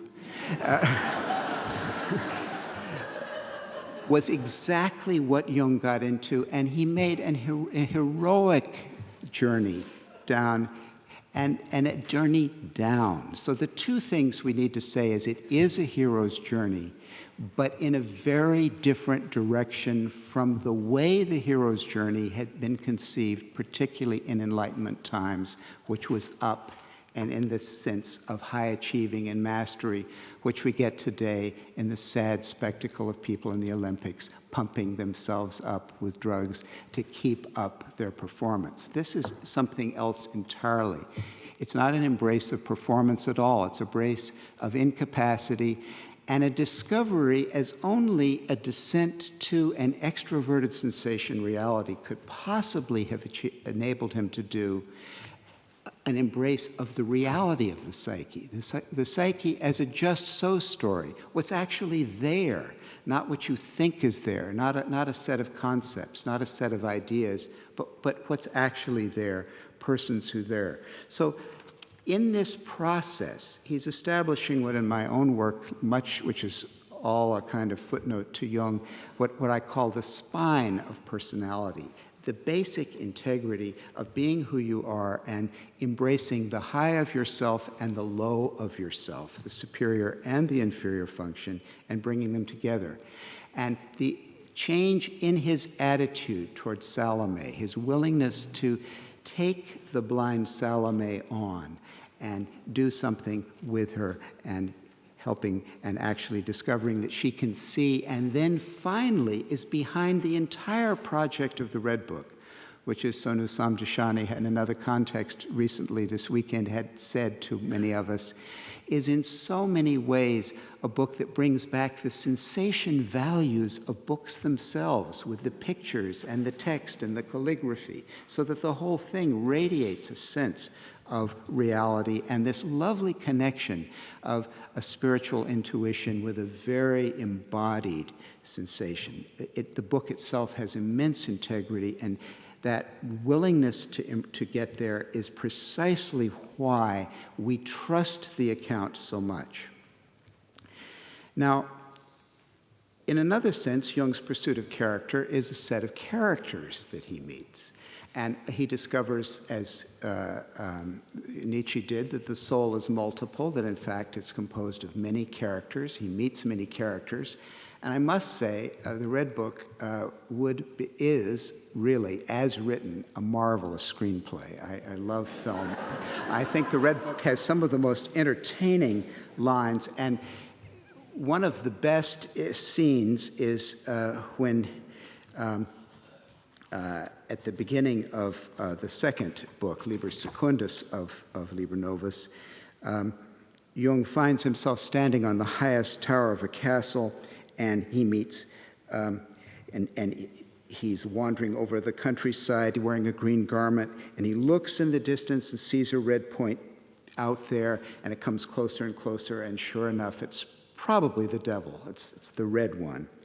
And the red one meets him and says, "I greet you, man on the high tower. I saw you from afar, looking and waiting. Your waiting has called me." And Jung says, "Who are you?" And the red one says, "Who am I? You think I'm the devil. Do not pass judgment. Perhaps you can also talk to me without knowing who I am. What sort of superstitious fellow are you that immediately you think of the devil?" And so they have a bit of a dialogue. And at a certain point, the red one, Jung and the red one start to quarrel. The red one says, "You're truly a good diviner of riddles. You're doing better than many others who have totally mistaken me." And Jung says, "You sound cool and sneering. Have you never broken your heart over the holiest mysteries of the Christian religion?" And the red one says, "You're an unbelievably ponderous and serious person. Are you always so urgent?" And it goes on to quite a lot of interesting material, which I wish I had time to read you, but I advise you all to read it. It's a very funny dialogue between a rather priggish, rather pious, introverted feeling Christian Jung. The red one actually questions Jung. He said, you sound a bit anti-Semitic. And he said, "Well, no, I'm not exactly anti-Semitic, but anyone can see that something's missing in the Jews. They haven't had a certain..." And you could tell where it all is with Jung, that he imagines as a Christian pastor's son who understands the mystery of the sacrifice, that possibly of the crucifixion, that possibly the Jewish people have missed that spiritual mystery and therefore don't get something about how hard life is.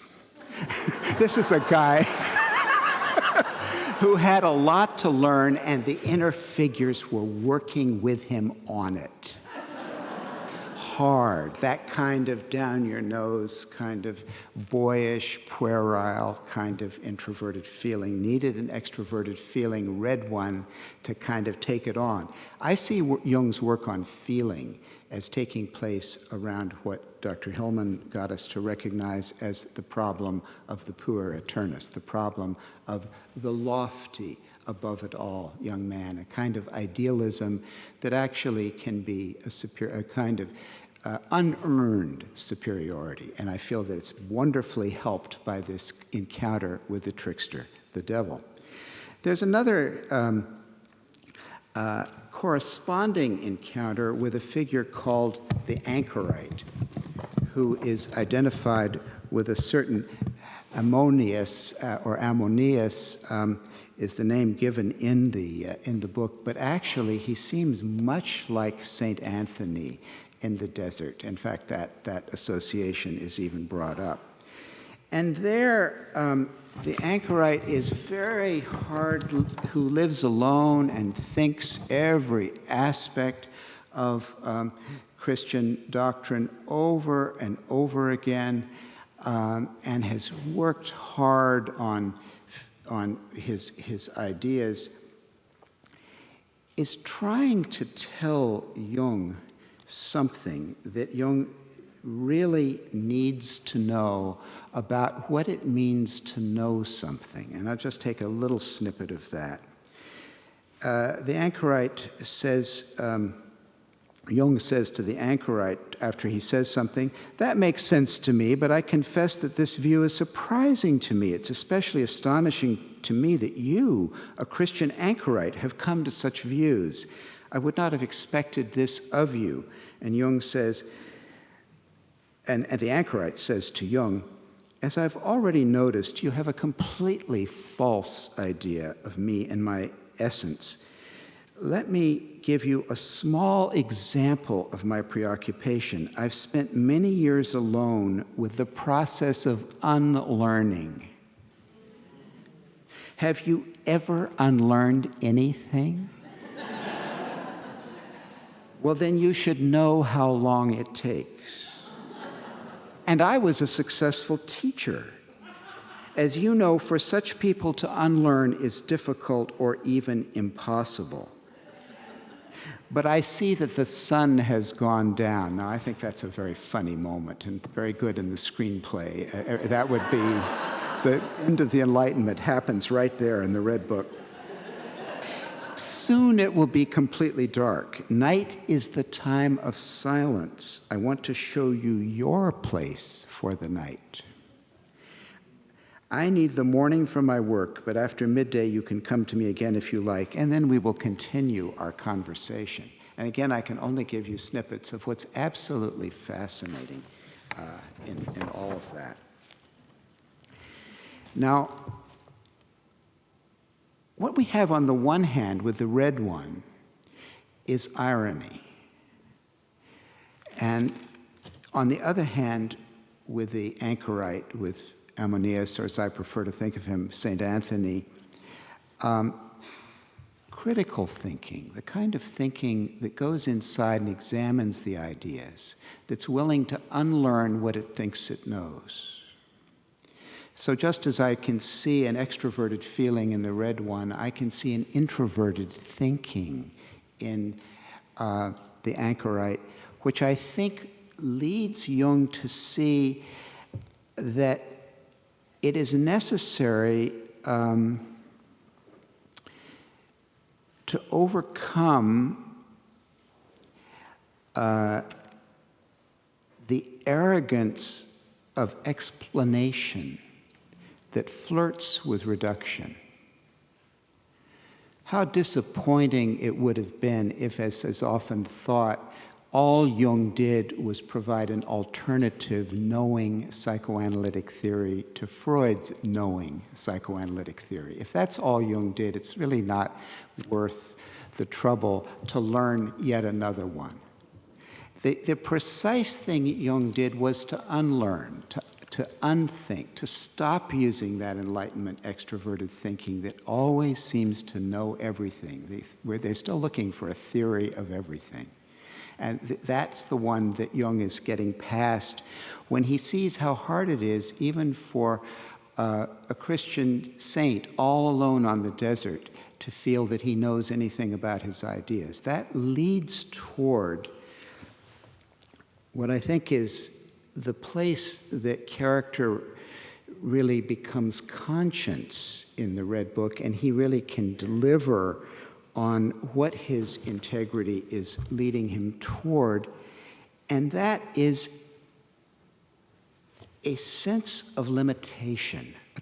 The thing that was missing in the ambitious project is the idea that there really are intense limits to what can be achieved. And these limits are not just the limits of what can be thought and known, but it's also the limits of what empathy and feeling can do just as much, because I see just as much of an inflation, perhaps even more in the therapeutic movement today, as to what empathy and intersubjectivity and acceptance can do. Now, for Jung, this was all tied up with his Christian attitude of acceptance and accepting everything. So when you see, as you get farther into the book of Liber Secundus, in the chapter called The Three Prophecies, in the dialogue with Salome, you begin to see how much the soul of C.G. Jung has integrated first the irony of the trickster and then the sense of limitation of the old man, the synex, Latin for old man, figure who's in touch with these limits just as much as they are the limits of life itself. How much this is now part of the soul. So here he is having a talk.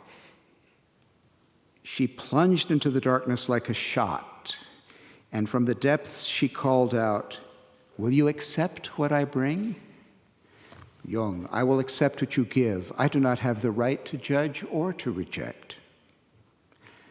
So listen, says the soul. There's old armor and the rusty gear of our fathers down here, murderous leather trappings hanging from them, worm-eaten lance shafts, twisted spearheads, broken arrows, rotten shields, skulls, the bones of man and horse, old cannons, catapults, crumbling firebrands, smashed assault gear, stone spearheads, stone clubs, sharp bones, chipped arrowhead teeth, everything the battles of yore have littered the earth with. Will you accept all this?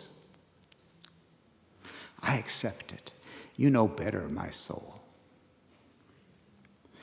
I find painted stones, says the soul, carved bones with magical signs, talismanic sayings on hanks of leather and small plates of lead, dirty pouches filled with teeth, human hair and fingernails, timbers lashed together, black orbs, moldy animal skins, all the superstitions hatched by dark prehistory. Will you accept all this? Jung, I accept it all. How should I dismiss anything? This is moving toward furor psychotherapeuticus that I see in some of my colleagues, where just anything that's said, anything that's done, nothing is wrong. Just tell me, I will accept. Nothing human is alien to me. And then worse, what happens to people fairly far along in spirituality, sometimes an enormous spiritual inflation and ambition, a tremendous ambition. Now that I've found the inner world, I'm going to accept all of it. I'm going to integrate the entire collective unconscious. So on he goes. I accept it all. How should I dismiss anything? And she says, but I find worse: fratricide, cowardly mortal blows, torture, child sacrifice, the annihilation of whole peoples, arson, betrayal, war, rebellion. Will you also accept this? Also this, if it must be, says Jung. How can I judge? The soul says, I find epidemics, natural catastrophes, sunken ships, razed cities, frightful feral savagery, famines, human meanness and fear, whole mountains of fear. It's beginning to sound like our lives today when we read the paper. And Jung, so shall it be, since you give it. See, this is the problem. The soul is supposed to deliver the collective unconscious. The anima is the mediator to the unconscious. And Jung has this idea that now that he's found the soul's going to give him everything, and all he has to do is accept it.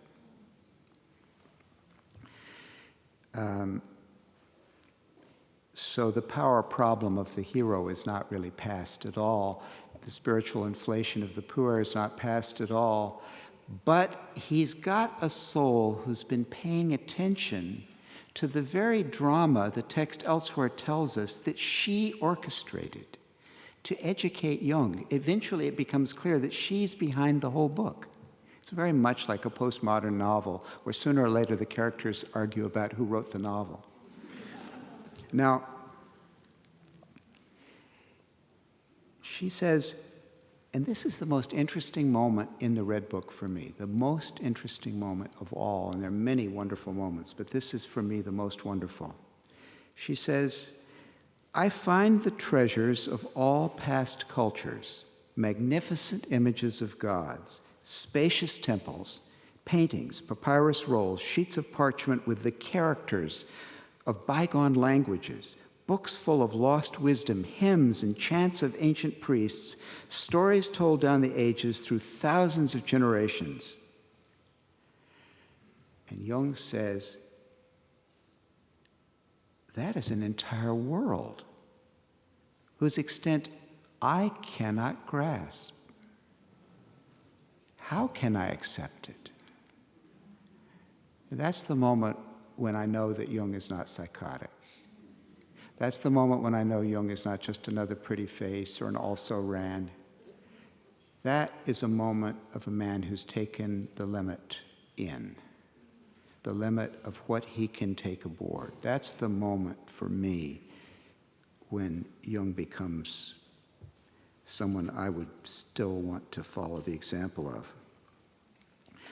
She says, but you wanted to accept everything. You do not know your limits. Can you not limit yourself? And Jung says, I must limit myself. Who could ever grasp such wealth? And she says, be content and cultivate your garden with modesty.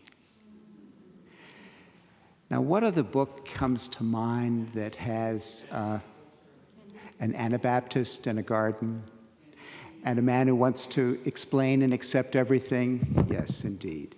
And did Jung, the great man who discovered the irrational axis of psyche and put it at an equal level for consciousness with the rational axis, owned his own intuition, owned his sense of the reality of the psyche, neglect that background? Not at all. He kept a bust of Voltaire in his waiting room and never forget it. Thanks.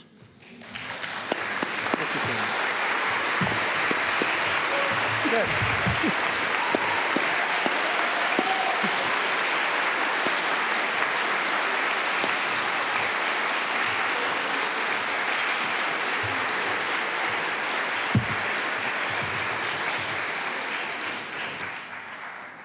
Thank you so much, John. I think it's fitting that we end our session today with a man whose father was one of the people that Jung gave his Red Book to read during his lifetime. Tom Kirsch graduated from Yale Medical School. He was the son of two Jungians, Jungian therapists.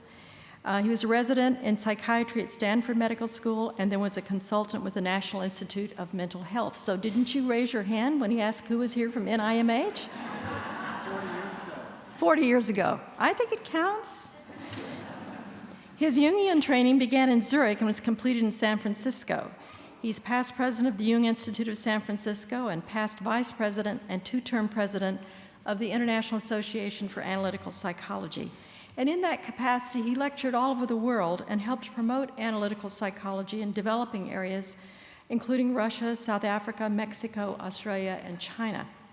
His publications include the Jungians, A Social History of the Jungian Movement, and the co-editorship of Initiation, Reality of an Archetype.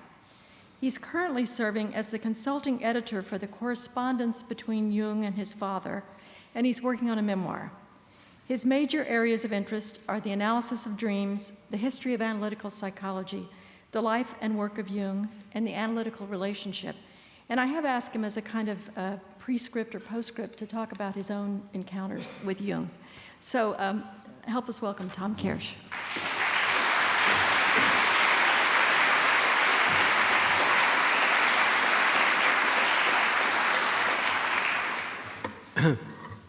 Thank you, Betty Sue.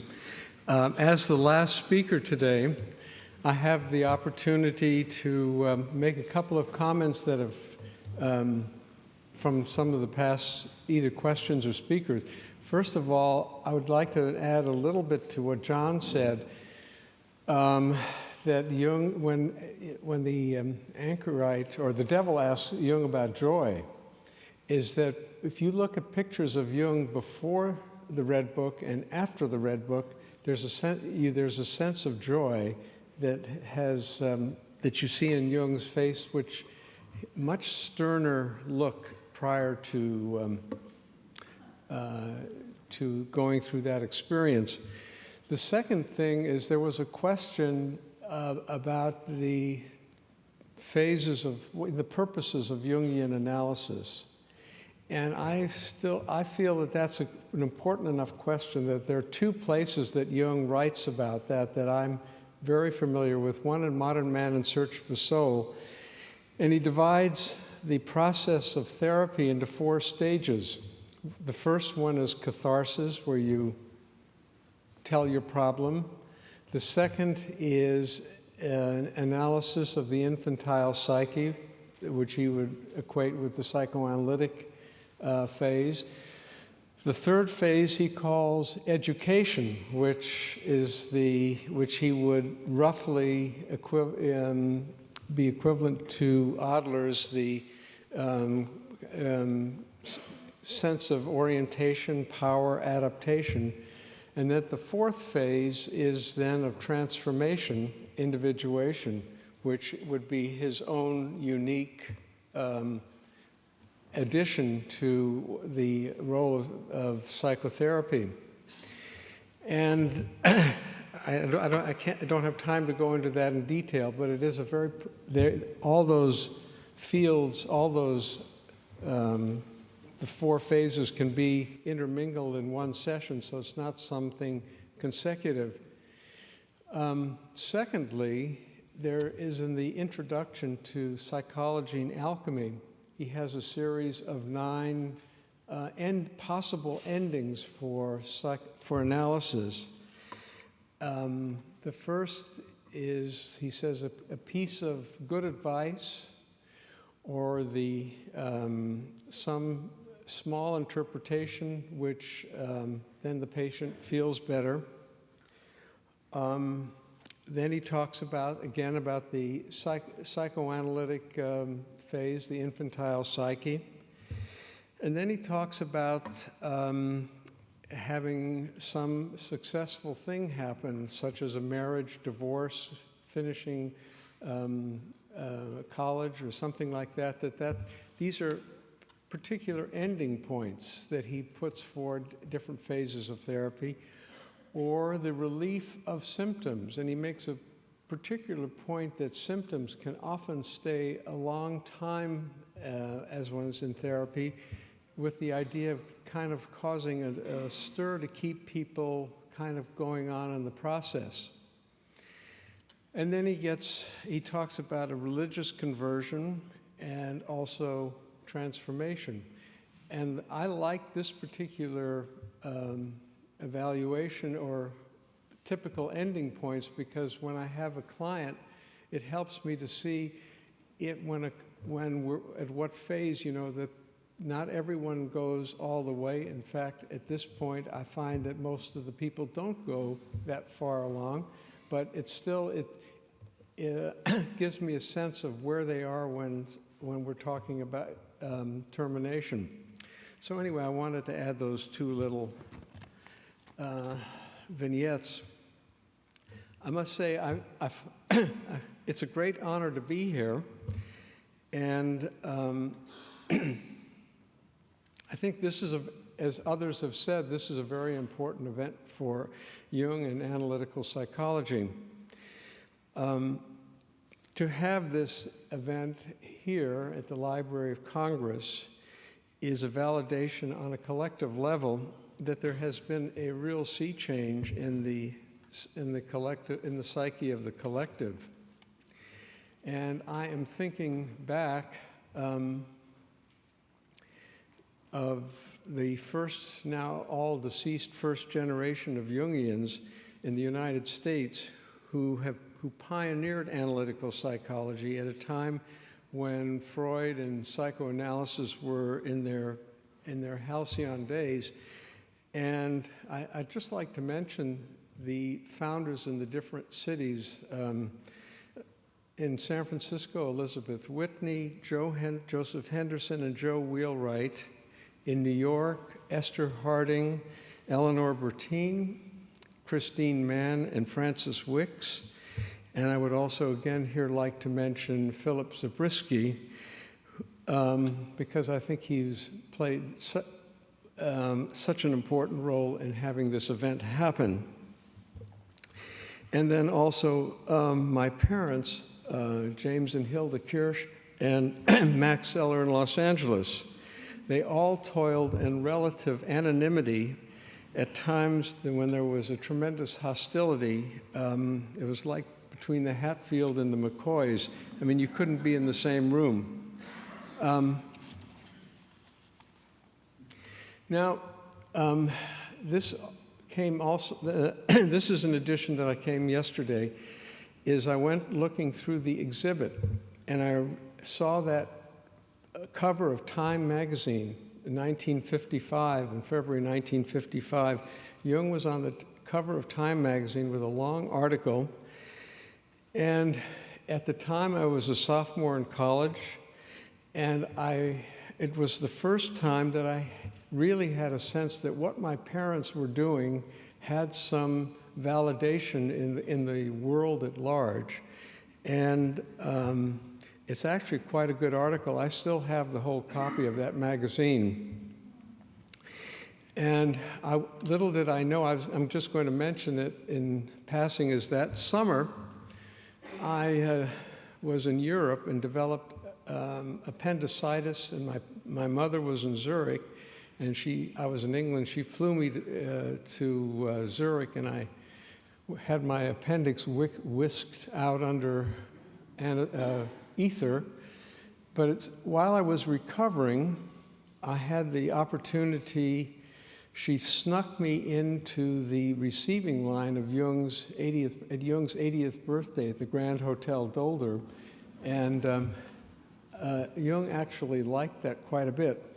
And something that Hans Herney, who is not here today, mentioned last night, a memory of his when he was a 10-year-old, was the warm handshake of his grandfather. And that is the thing I took away from that meeting with him, and it's stuck with. And it's the first time I've heard anyone else talk about that particular, because it was the warmest handshake I've ever received in my life, and I think it's lasted me a lifetime. So, and I did have two other opportunities to visit Jung. The next year, my father and I went out for a tea just after Emma, several months after Emma had died, and we were sitting out in the garden. It's interesting, I had just been reading 2 essays on analytical psychology, and Jung is talking about all knowledge being relative, and I very impertinently said, well, that's an absolute statement, which he then, he had a good time with it. He made, he kind of patted me on the head, so to speak, symbolically.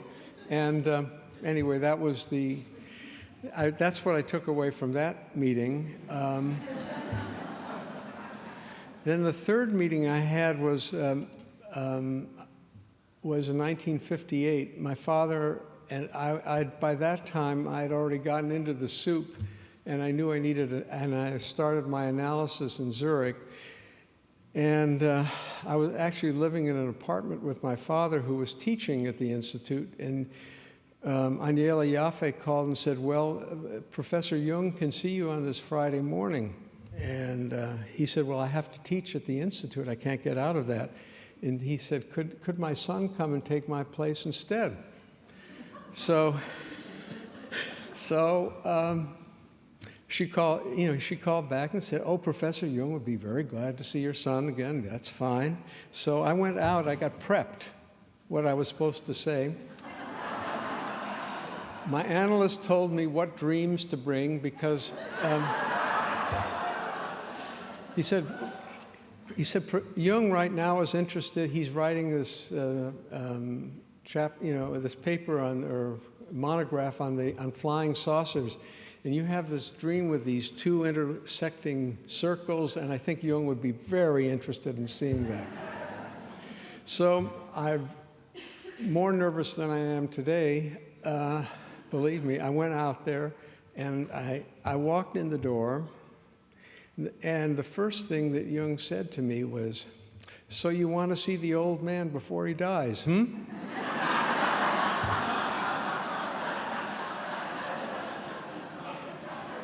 And I guess I said yes. So, honestly, I can't.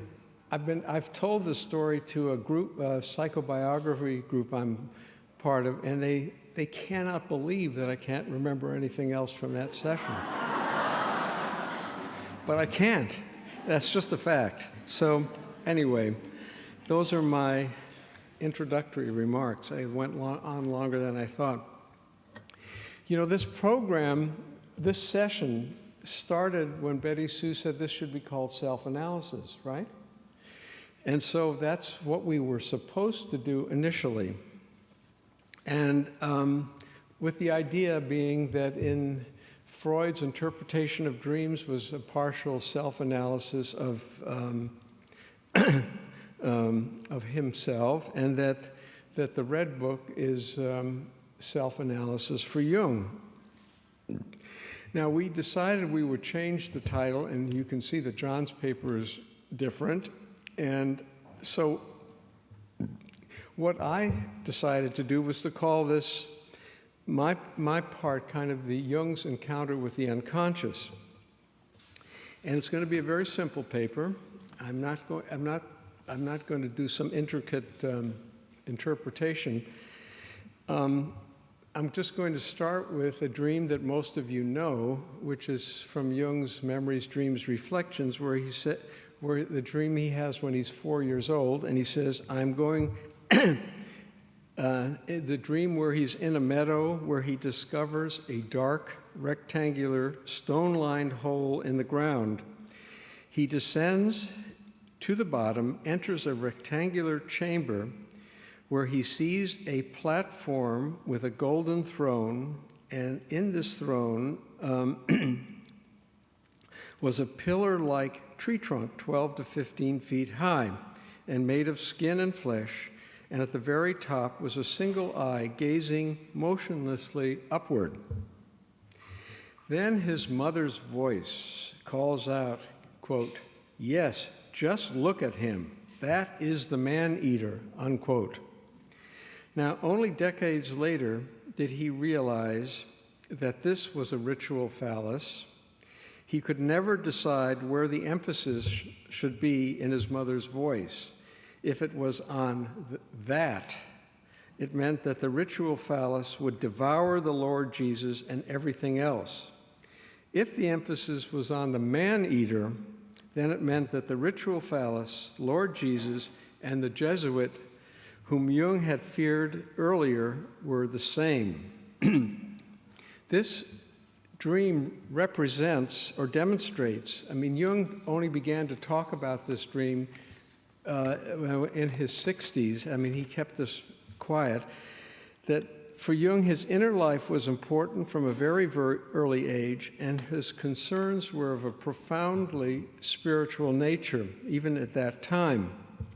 And according to Jung, the phallus of the dream seemed to be a subterranean god not to be named, and such it remained throughout his youth.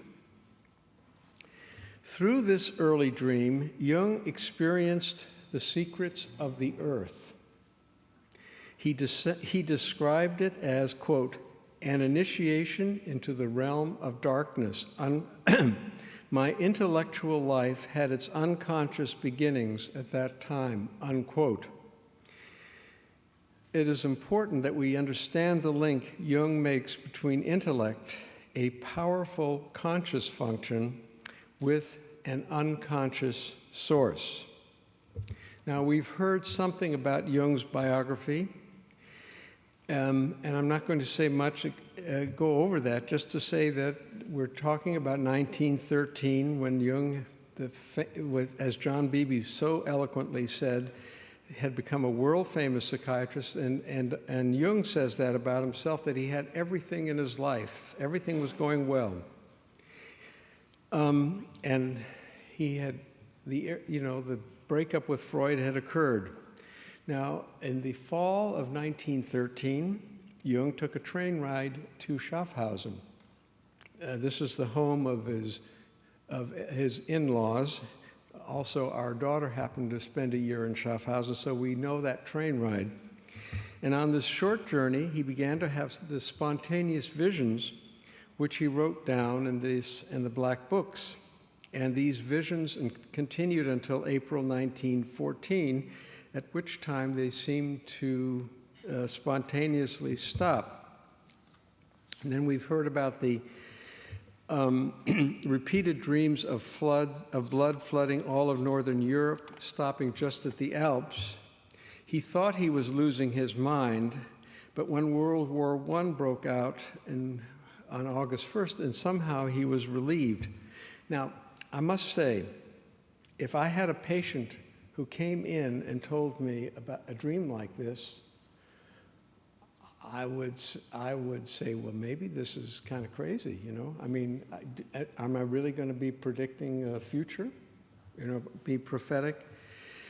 But anyway, during these turbulent times, both personally and collectively, I think it hasn't been emphasized here today, but most of us know it, that Jung, there was no break in Jung's family life. And, he continued to see patients.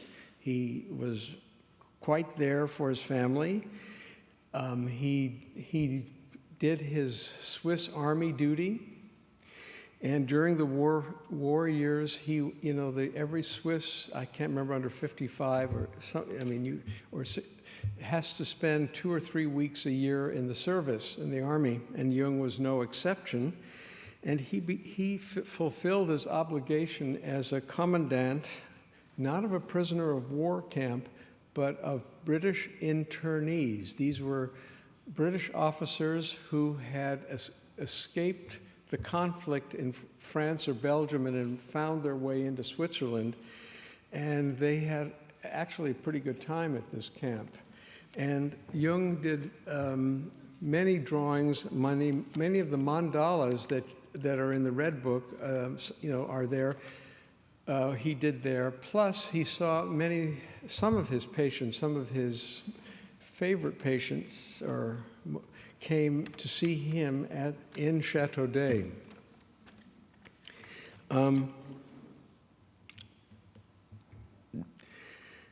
Now, we have this wonderful introduction that Sonu Shamdasani made, which really contextualizes and orients us towards the Red Book.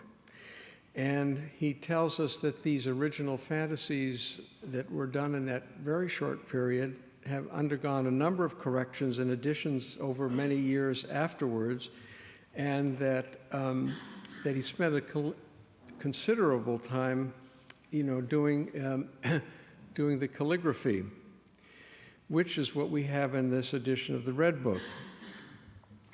And just to mention that the drawing and painting of the mandalas was a way of centering himself and furthering the development of a new attitude towards the unconscious. And I think that's a very important thing.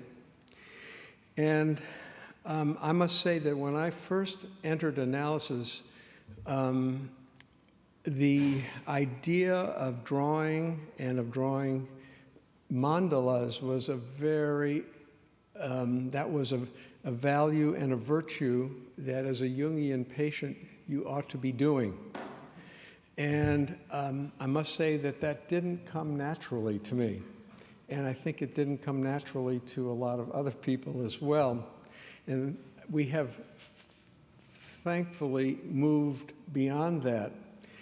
But I think what is important is that, and this is, and I want to mention it here, is that what I find in the Red Book is that it gives, this is Jung's journey, and I also see it as it frees me to have my own journey, which can be very different from Jung's journey. And I don't think that's been mentioned here today, and I think that's a very important thing, so that we don't all feel like we have to go out of here and start drawing mandalas and think that we're all, that's going to be our individuation. And I'm not trying to put that down, but that's just not all of our way. Okay. Now, what we've all said is that that in the Red Book, Jung rediscovers his soul,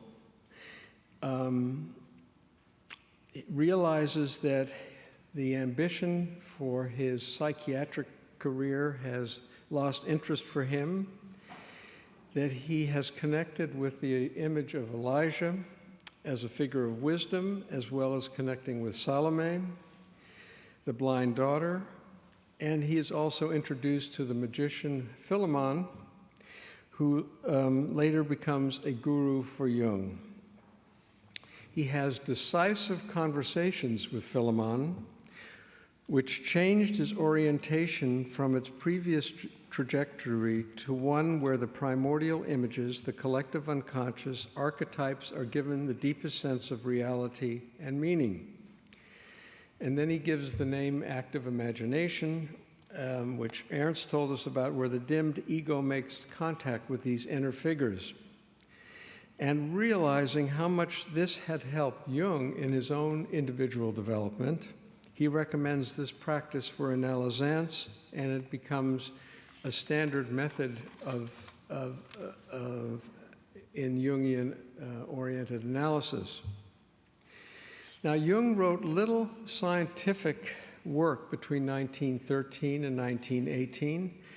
Most of what he was writing during this time did not get published during his lifetime, except for the first essay of two essays, which the first essay was originally published in French. It then comes out, the two essays come out as a book in 1928. But one other paper is The Transcendent Function, written in 1916, was rediscovered in the early 1950s, and finally published in 1957. And the Transcendent Function essay is important because Jung discusses here, for the first time in psychological scientific language, what he had been going through in his visions and active imagination. In this essay, he writes about the tension of the opposites between the conscious and unconscious, and how one needs to hold them in abeyance until a third leading to, and I'm like Jim Hillman, this is paragraph 189, a living birth that leads to a new level of being, a new situation. This is in volume 8. This formulation of an approach to the unconscious was the beginning of a radically different approach to that of Freud's. That's we've heard a lot about today too. Whereas Freud's unconscious through free association went back in time to decipher the childhood pieces that had been repressed, which was basically a left hemisphere rational function, Jung, through the development of the transcendent function, found a level in the unconscious which brought in new images, the potential for wisdom, and invoked the right hemisphere. All of Jung's subsequent writings have amplified this other layer of the unconscious, which Jung alternately has called the collective unconscious with its archetypal images, sometimes the objective psyche. At the same time, Jung always held, I'm sorry to be different than Jim Hillman, held that the ego must have an equal voice in the equation, and that one listen not only to one side or the other, but to both in equal measure. The essay on the transcendent function was the beginning of Jung's scientific language for the experiences which he had undergone in the Red Book. Now, the Red Book and the Seven Sermons to the Dead are prime examples of material which were only published after his death. These are highly personal documents. They're like a personal diary, which Jung was extremely ambivalent about publishing, and I know that Jung's son, Franz Jung, was adamant about not publishing the Red Book. And I must say that I am also at times not entirely comfortable reading certain parts of the Red Book because the material is so highly personal, and I sometimes feel like an intruder into his personal psyche. I feel that I have no business there. On the other hand, I am fascinated to read much of the material, although you can't stay with it too long at one time. On the other hand, the Red Book has been in the background seemingly forever as the source of all of Jung's most important scientific contributions. What Jung says about the unconscious in the Red Book becomes the basis for all his later writings and observations. He continued to work on the text and draw mandalas until 1928, when he was given The Secret of the Golden Flower, a Chinese alchemical Taoist text, and asked to comment on it by Richard Wilhelm. When he saw the Secret of the Golden Flower, he realized that his period of isolation with these mandalas had ended, and that he had found some comparative material. He found in alchemy that he transferred this from Chinese alchemy into Western alchemy, and he found in alchemy the parallel to many of the dreams of modern men and women. Furthermore, I think that if he had stayed with the Red Book, he might have well ended up in a dead end. He might have been a curmudgeon-y old fellow, which he was not. His individuation needed to find new source material for his continuing researches into the objective layers of the psyche, and that is what he did with alchemy. Thank you.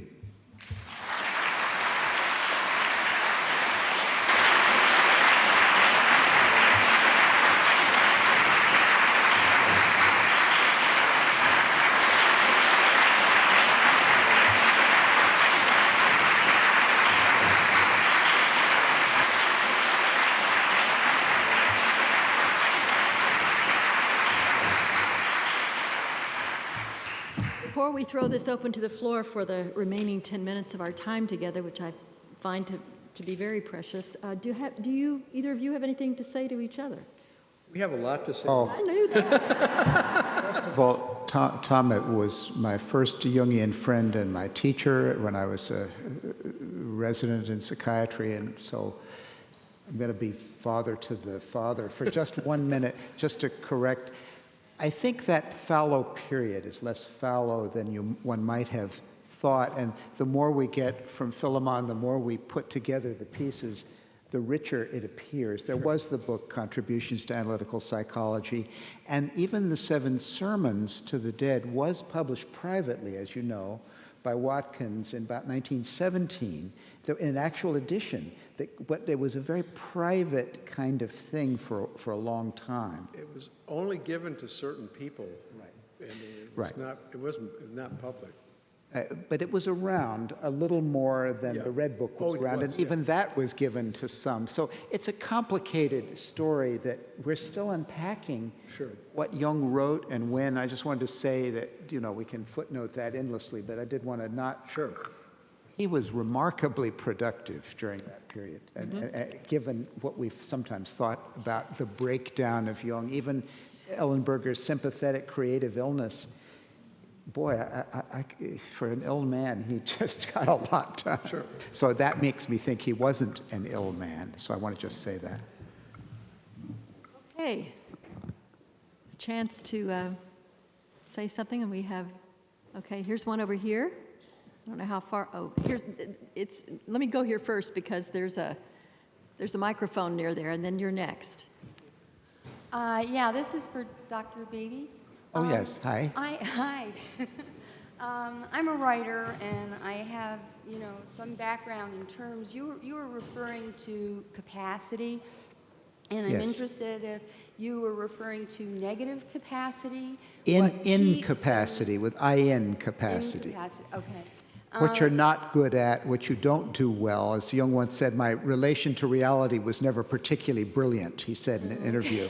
And that's that extroverted sensation would be his incapacity that he embraces to produce this remarkable book. Because I was detecting some similarity with this idea of negative capability and negative capacity. Keats talked about negative capability and relinquishing rational thinking. Well, that's that's a little different. It's empathy, we would say nowadays. It's the amazing ability that a great artist, but also a great psychotherapist has to put aside wherever you've been. And Jung believed this as a technique. He said the way to do therapy is just to let the psyche of the patient wash over you and put aside all of your preconceptions. I prefer what R.D. Laing once said about when someone asked, how do you do psychotherapy? He said it so simply. He said, I make myself vulnerable and see what happens. But he actually said at the beginning of the answer, he said, I don't know. Then he said, I make myself vulnerable and I see what happens. I've never heard it better said. And Laing knew about Jung, so he had already embraced what Jung did in this moment when he, so that's, now empathy is a little different because negative capability is also a fantastic capability to get into the space of another as a poet needs to take on the subjects they take on. They're able to, and so I think that, so I wouldn't want to, they're cousins, but they're different cousins. Thank you. Different individuals. There was a woman over here too, I guess. We're making our way over there. This side now. Yeah, go ahead. Oh, you have two. Okay. Go ahead. Yeah, go next. I just have a quick, just a short suggestion and then my question. The suggestion is that I would find it very useful to have the English portion of the Red Book published separately as a paperback, because the book, even though I love having the large book, it's so beautiful, it's very difficult to manage. So that's just, the question is, what would Carl Jung say to a girl named Alice who came in with a dream of Wonderland? How would he interpret that? I'm not hearing this. What did she say? What would Carl Jung say to the girl named Alice who came in with the dream of Wonderland?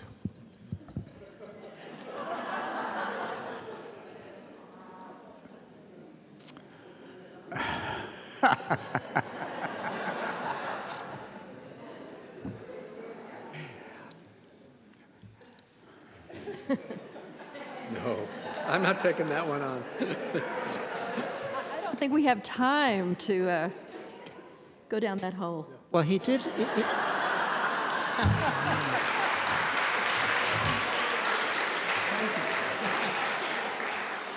John, we can get back there, but there's someone here with the... I've never read anything by Jung about Alice in Wonderland. True. But I can't believe he would have agreed if the author, Lewis Carroll or Dodgson, the mathematician, had come to see him. I wonder what if they had, if there had been a consultation. It's the if. It's so hard to believe Jung would have endorsed that moment when Alice says, "You're nothing but a pack of cards." That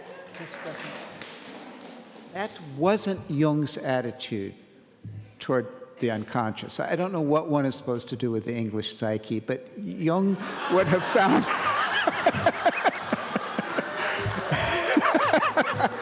a better way than that, I think.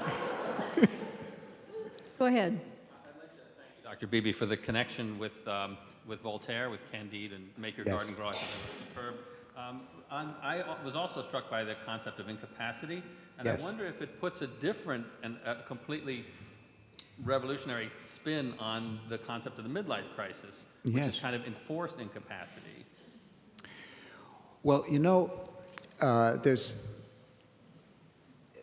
a remarkable thing that happens at midlife, which is tied up with Jung's anima-animus theory, which can get awfully criticized correctly when it's used as a theory of love, or it's used in a very rigid gender-linked way, so that women can't have an anima and men can't have an animus, as if men didn't have an animus all the time, and women don't have anima, all that stuff about. But if you remember the typological piece, it really is interesting how in midlife the anima and animus come up, and the values there become more important than those that had been present before. This is actually, someone once said it's in Iroquois culture. There is an understanding that women have women's dreams and men have men's dreams. But after the age of 40, so said the tradition, the men start to have the women's dreams, and the women start to have the men's dreams. And typologically, you really see the inferior function coming up at midlife. And Tom's father used to say he didn't pay much attention to typology in analysis until the inferior function came up. And then you would pay very close attention. And it's amazing how much that becomes a project, such as Jung's building Bollingen. You know, a physical, hands-on, constructive project was how he went on from the constructive project of the Red Book. And that became vital to his individuation at that age and time. And his son, Franz, who worked on it with him and actually became an architect, said, you know, Bollingen was no architectural masterpiece. I mean, Jung was not exactly skilled and precise in the way he built, but he took it on.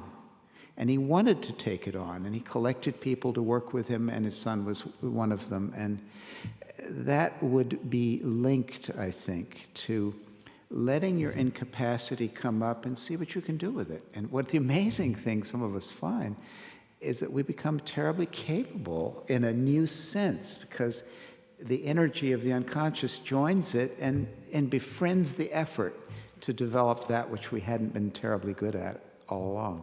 But it still stays in inferiority. It isn't like it transforms into super competence, but it's very wonderful what people do in the second half of life. So that's what I want to say. He also said God and the devil enter by the same door, that inferior function door. So that happened in the second half of life too. Translated. Right. Von Franz says the inferior function is the door through which the figures of the unconscious walk and enter. So Jung could not have had the transcendent function without some connection to the inferior function. And that, I think, is very important to the development of people. I think before we lose our capacity to be here, maybe we have one more question. Just one word to what Tom Kerr. I don't know where okay, is there a question near a microphone? Okay, go ahead. Can you hear me? Yes. Just one word to what Tom Kerr said about the period between 1913 and 1918, and that Jung didn't publish any important work in that period. I'd like to draw your attention to one of his, I think, most important works, which is The Psychology of Unconscious Processes, which he wrote in 1916 and published in 1917. Right. And I'd still recommend that booklet to anyone who would like to become acquainted with Jung and his ideas as one of the books to start with. Wasn't that the one in French that you mentioned? No. That's a separate. The one he gave in Aberdeen. I see. In fact, he was in Aberdeen at the time of World War I started, and he he and Emma had to wind their way back by train back to Switzerland as World War I was already going on. Just a correction. What I'm pointing out is a book being published, which is one of the most important books I think I've ever said. It's not what he gave in Aberdeen in 1914, which is significance of the unconscious psychology. in this period, Jung, apart from writing that book, worked on several papers that he published, and was working on a 600-page book, Psychological Class. I think that's my name. I need to cut this off, but Jim Hudson, who had a lot to do with this, do you want to have the last word, or shall we just acknowledge you with, yes? Unless people want to spend the weekend in the library, I suggest you.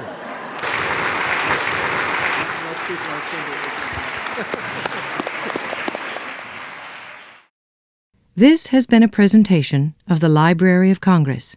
Visit us at loc.gov. This has been a presentation of the Library of Congress. Visit us at loc.gov.